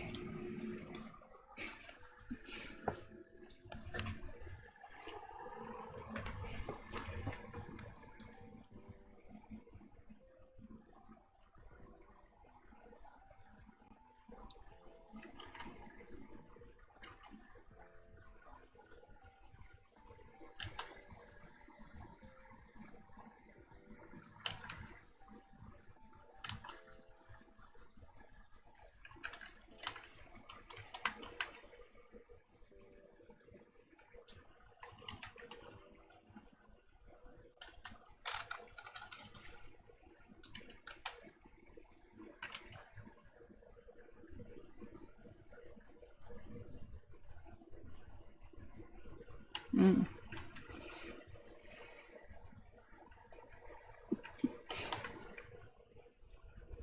That is definitely an option, Big Smith.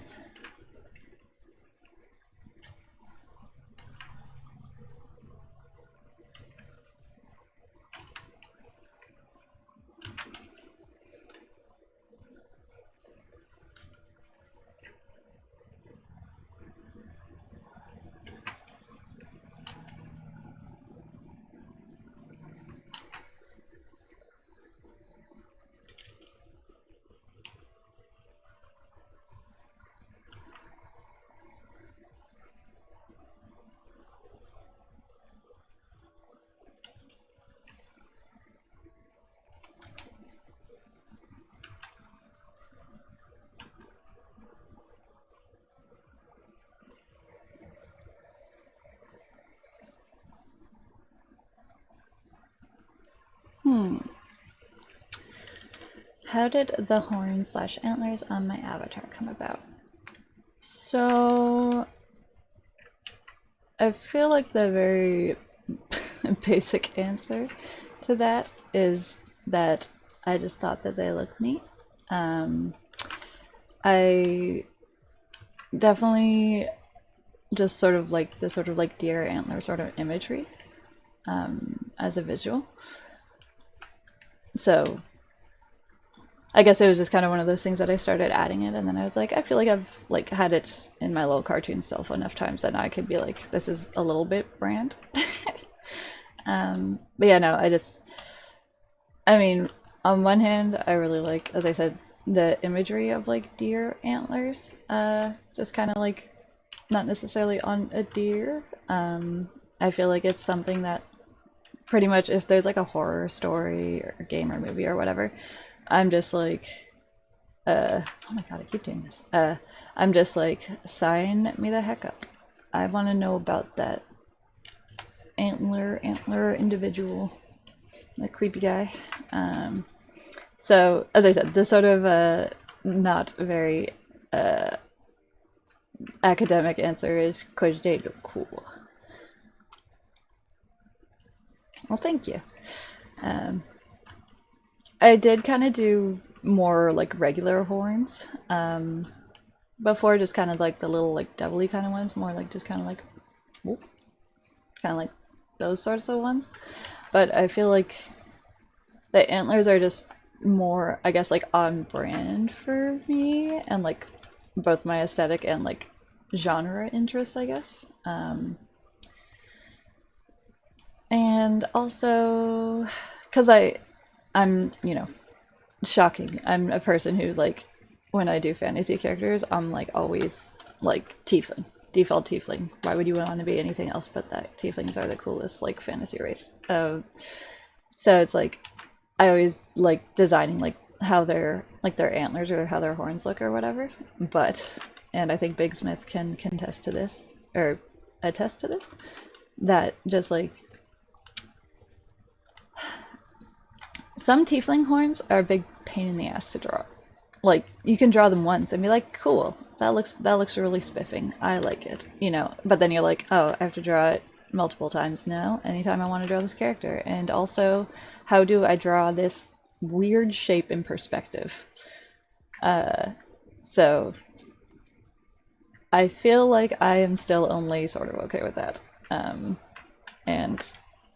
it's kind of hard to say like how much attention like other people are going to pay to that kind of thing, but I'm somebody who generally tries to kind of keep even like OCs on model. So, even if nobody is specifically policing me to be like, your character looks different in this than they're supposed to, like it bugs me, you know. So now obviously I have to do a Temperance shout out. Temperance is my very original Do Not Steal Tiefling Warlock that I played in a couple of campaigns, but not for super, super long. So, like, I would definitely say that Temp, her horns are cool looking, but they are pain in the ass to figure out how to draw them in rotation. And I certainly did try.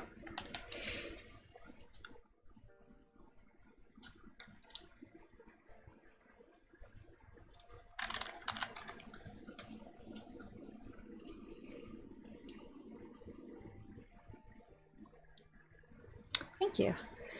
I'm trying to look for some kind of subsequent drawings that I did of her. Just again to kind of be like me trying to draw her from different angles, or to not be like really married to just one angle, but that also being a little bit challenging.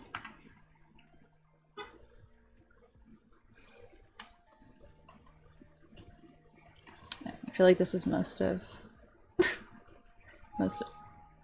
oh my god. You can only choose things that are in the same folder. Where are you, my dad? Can I do these two? Yes. So here's another one, kind of like slightly more of a behind angle. And I just, in general, really like this drawing. One of those ones that I look back and I'm like, damn, I drew it. And this is another one, her getting her, oh my god, her familiar. So again, kind of seeing me trying to do weird angles that are very different from the angles in that one. And then a couple more. So there's a slightly more recent one.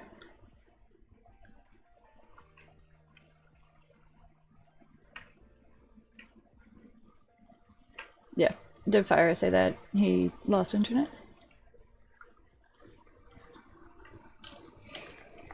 And then one more for now, and then I'll keep doing work stuff.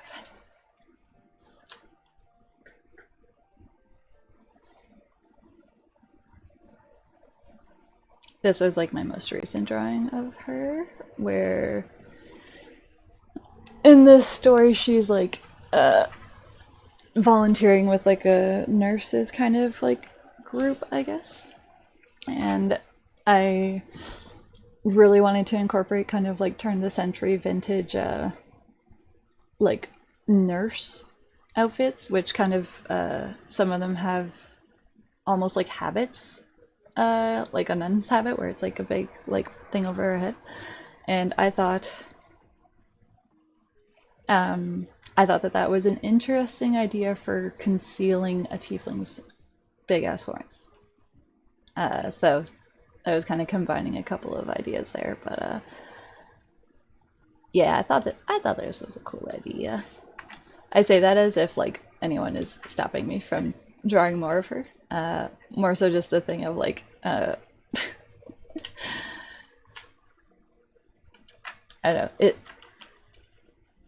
making up stories like just for your OC just in thin air versus being like, how can this incorporate into actually being like a playable character? Oh, you linked it in the group chat. Oh. Yeah, this is a pretty cute temp.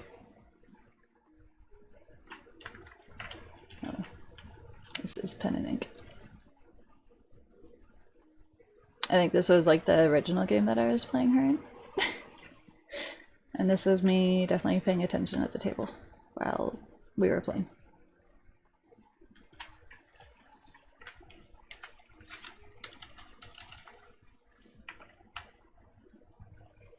I just think she's neat.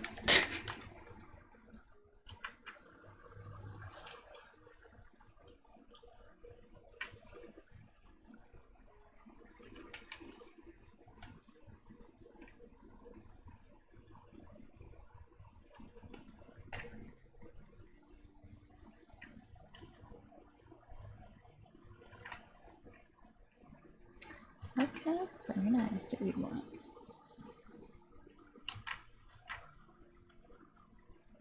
Kind of wanted to give her like little antlers too. I thought that would be cute.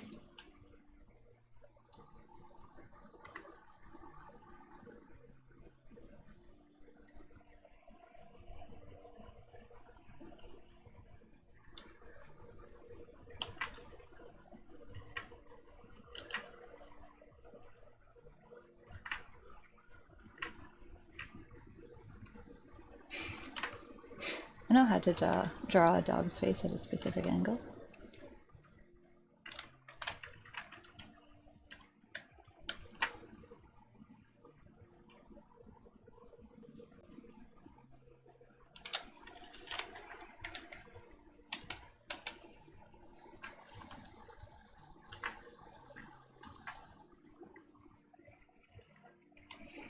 There's just so many options.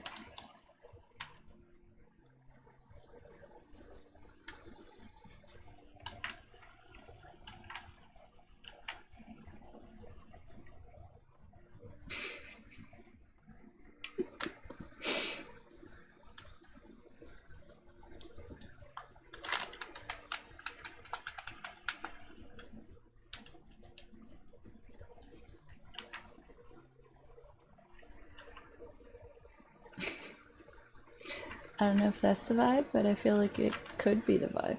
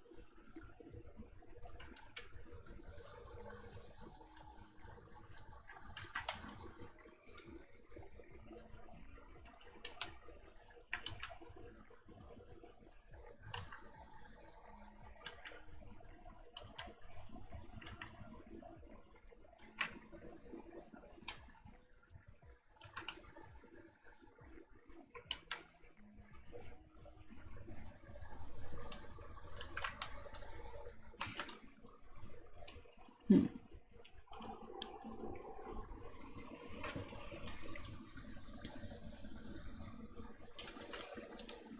feel like the sizing on this isn't quite right.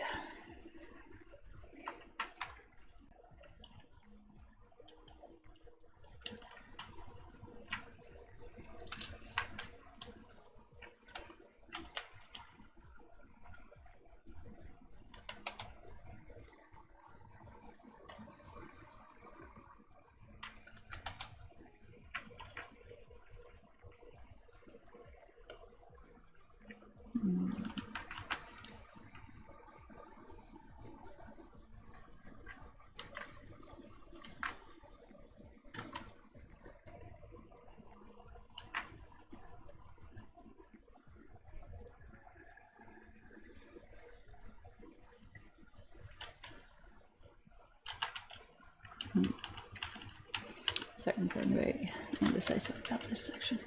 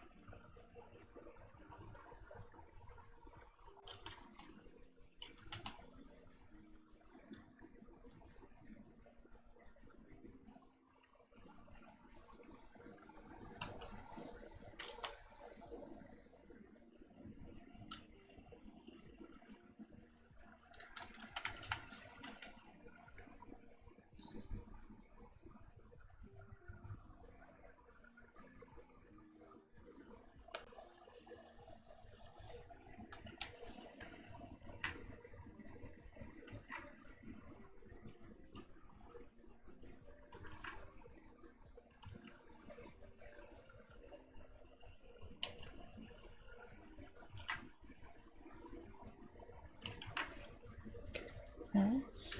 Work on another bird.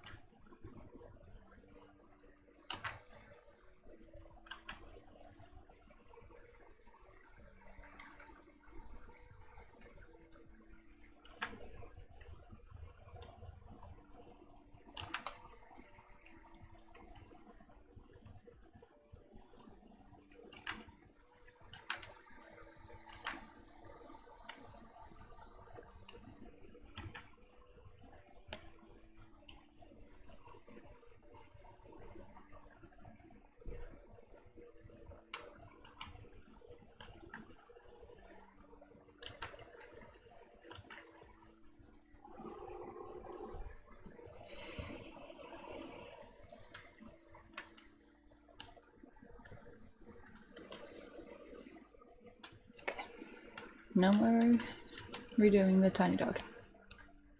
Yes, she does.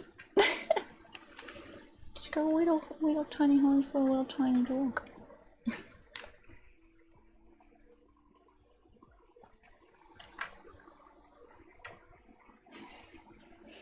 She's just a little guy.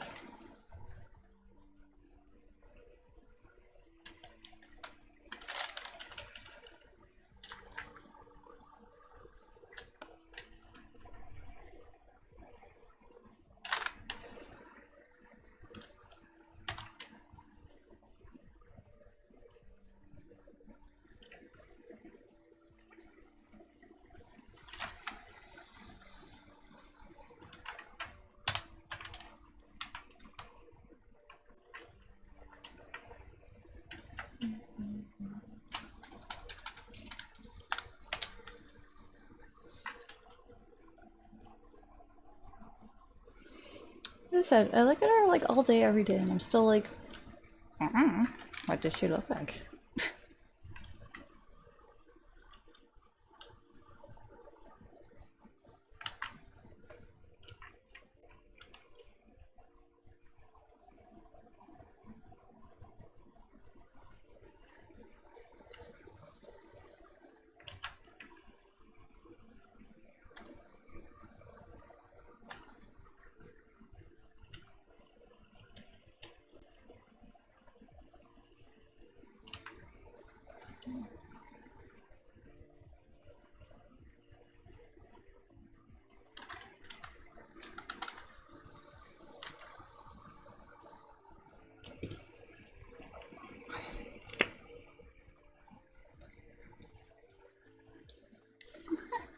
It's a very philosophical question, Big Smith.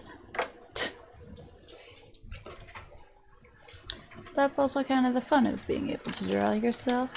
You can kind of make yourself look however you want. But for the record, I feel like your avatar that you draw for yourself does. You can definitely tell it's you.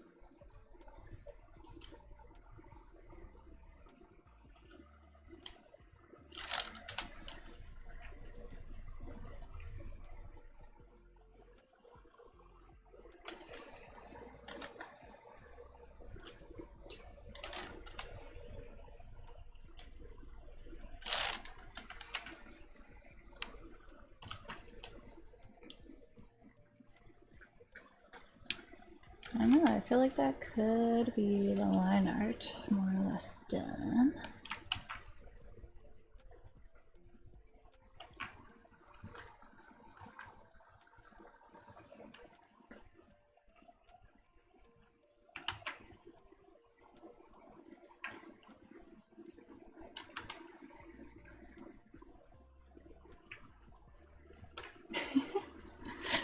You missed me staring very intensely at my drawing.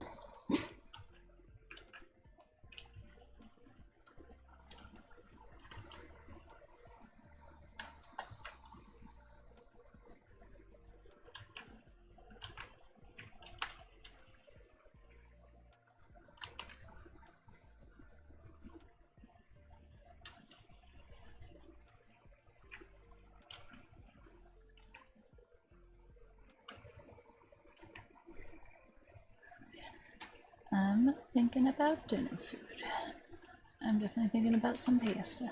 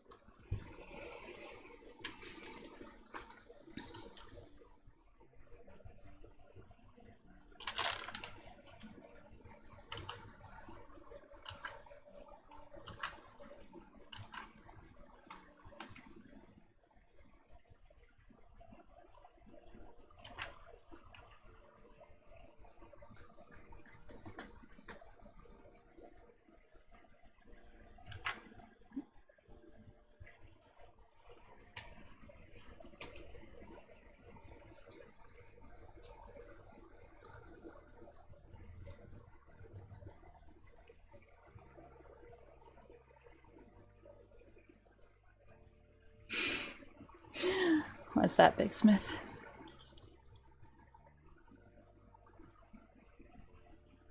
Is it how very locked in I get? Just spend more time. I mean, I'm not sure. I think you were around when I made this comment yesterday of like that in theory the Spooky Jenns are supposed to be a more simple style so that I could draw them, you know, regularly and not put too much time into them. And this, you know, how many hours have I been working on this drawing for? Like 2.5 today, but somewhat not in the spirit of when I initially started doing them.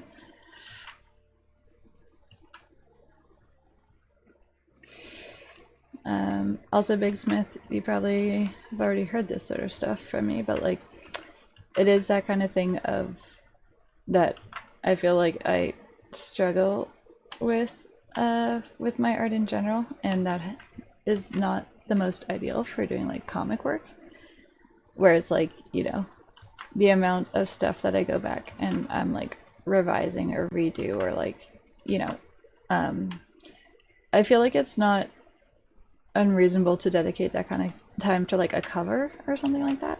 But to do it for like every single panel that you draw is like not necessarily the smartest use of time slash energy when you have finite amount of both working on something like that. But I feel like I'm still kind of in that like treat yourself headspace of drawing right now, just being like, you know, it's okay if I'm spending time on like an artwork drawing, because for now we just want to be drawing anything and having fun drawing anything. So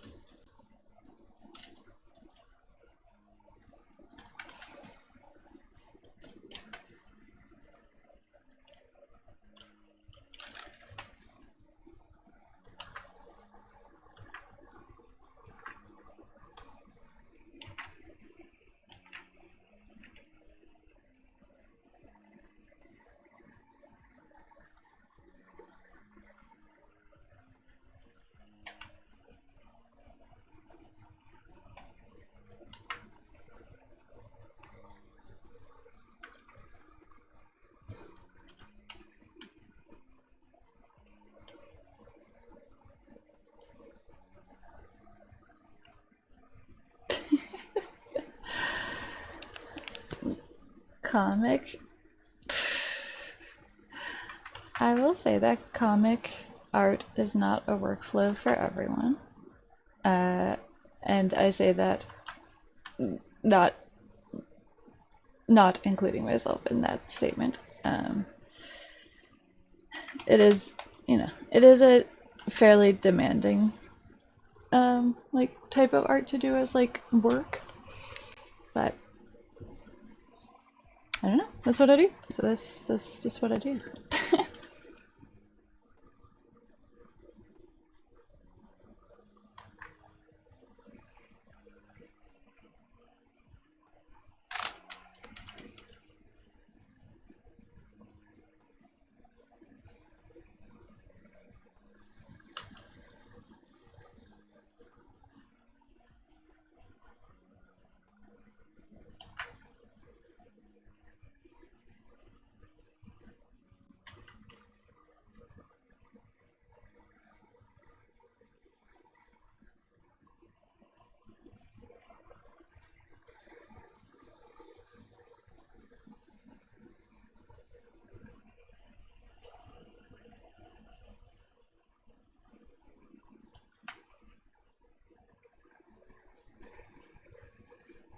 Okay.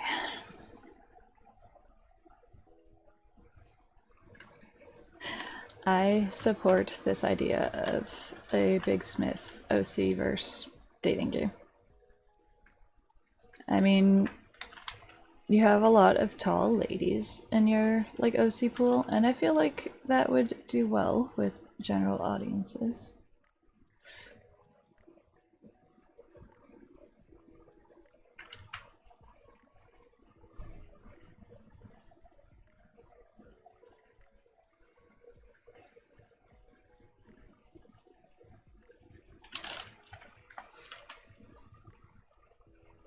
Do you?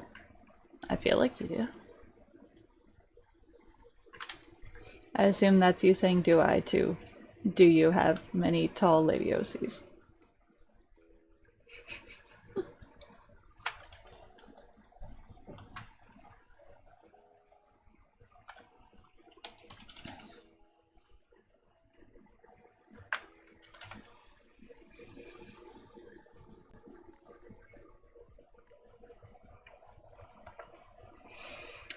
Another thing about doing this art style for these like more regular like drawings, was that I also wanted to try and like keep the coloring a little bit more simple. I feel like the just general complexity level of these in general.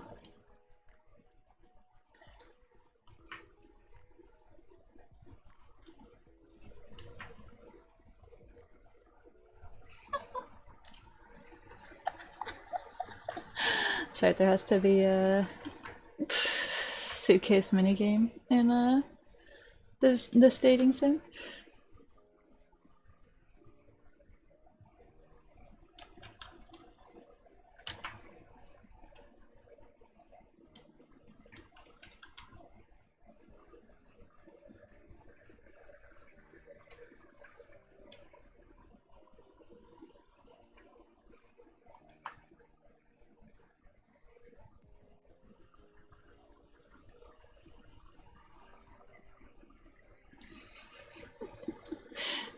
Love it when a plan comes together.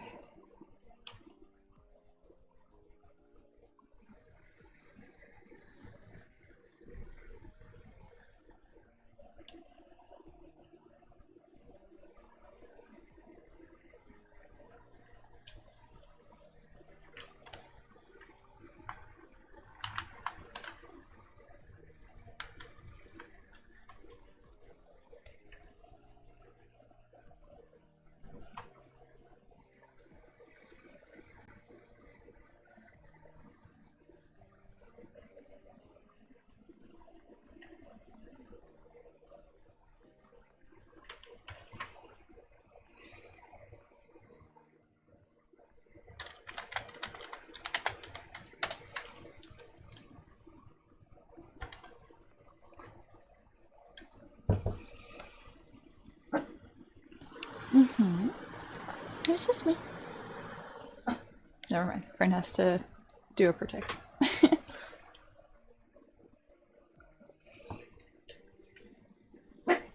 Yes, Fern. What?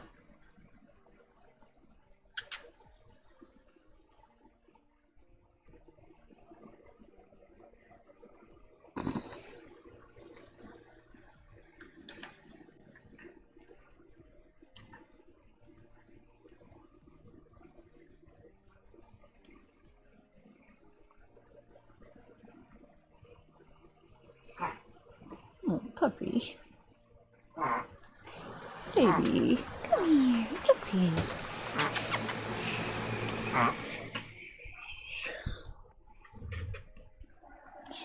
It's okay.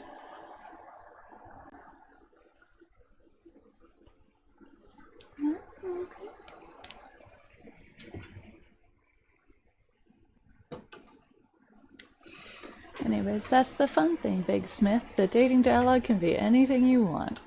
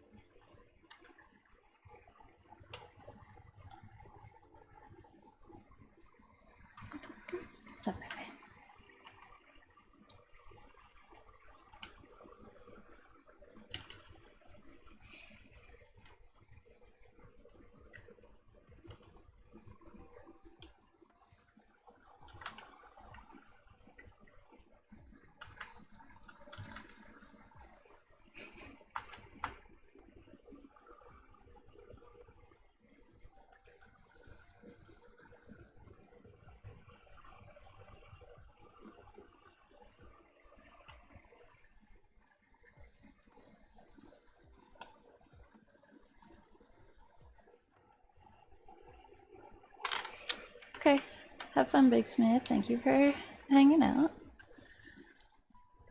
Honestly, I'm probably gonna. I figured I would maybe stream till like 6, so we're getting into the end time, into the end times here, you know, as one does.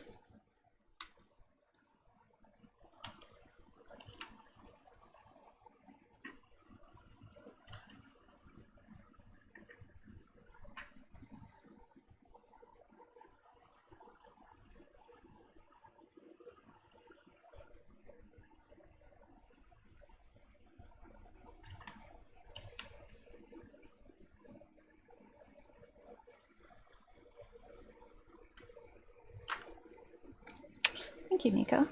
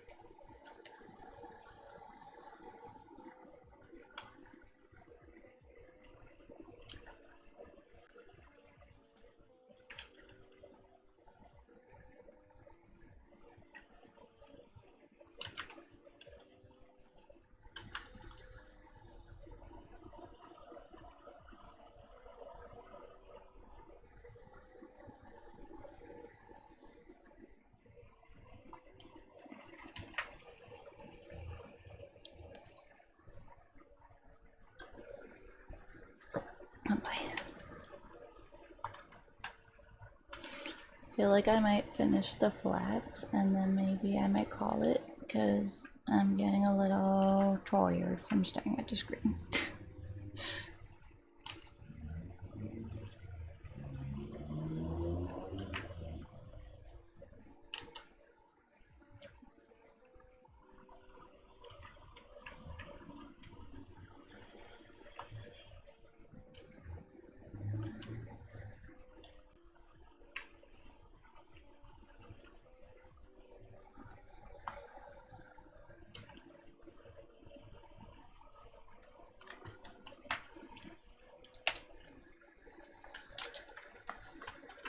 Yeah, I think I'm gonna pause here.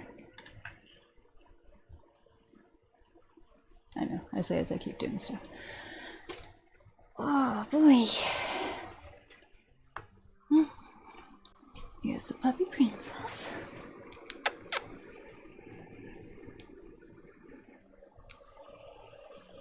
Wait. Been quiet all afternoon. As always, she's a very good emotional support. We also had Loki joining us. Surprisingly, no Jack or Rosie. But yeah, gonna say that'll be all for today, and I think I might finish it just kind of like later tonight, just kind of off screen, because I feel like I'm decently close to being done. And also, I kind of need to get it out and online to promote the things that it's for. So, yeah, keep an eye out for that. And I probably will do a stream the weekend of, or the week after Edmonton. So that's going to be the week of the 25th, which is my birthday. So, yeah, until then, take it easy and hope you guys have a good couple of weeks. And yeah, thank you very much for tuning in. It is greatly appreciated.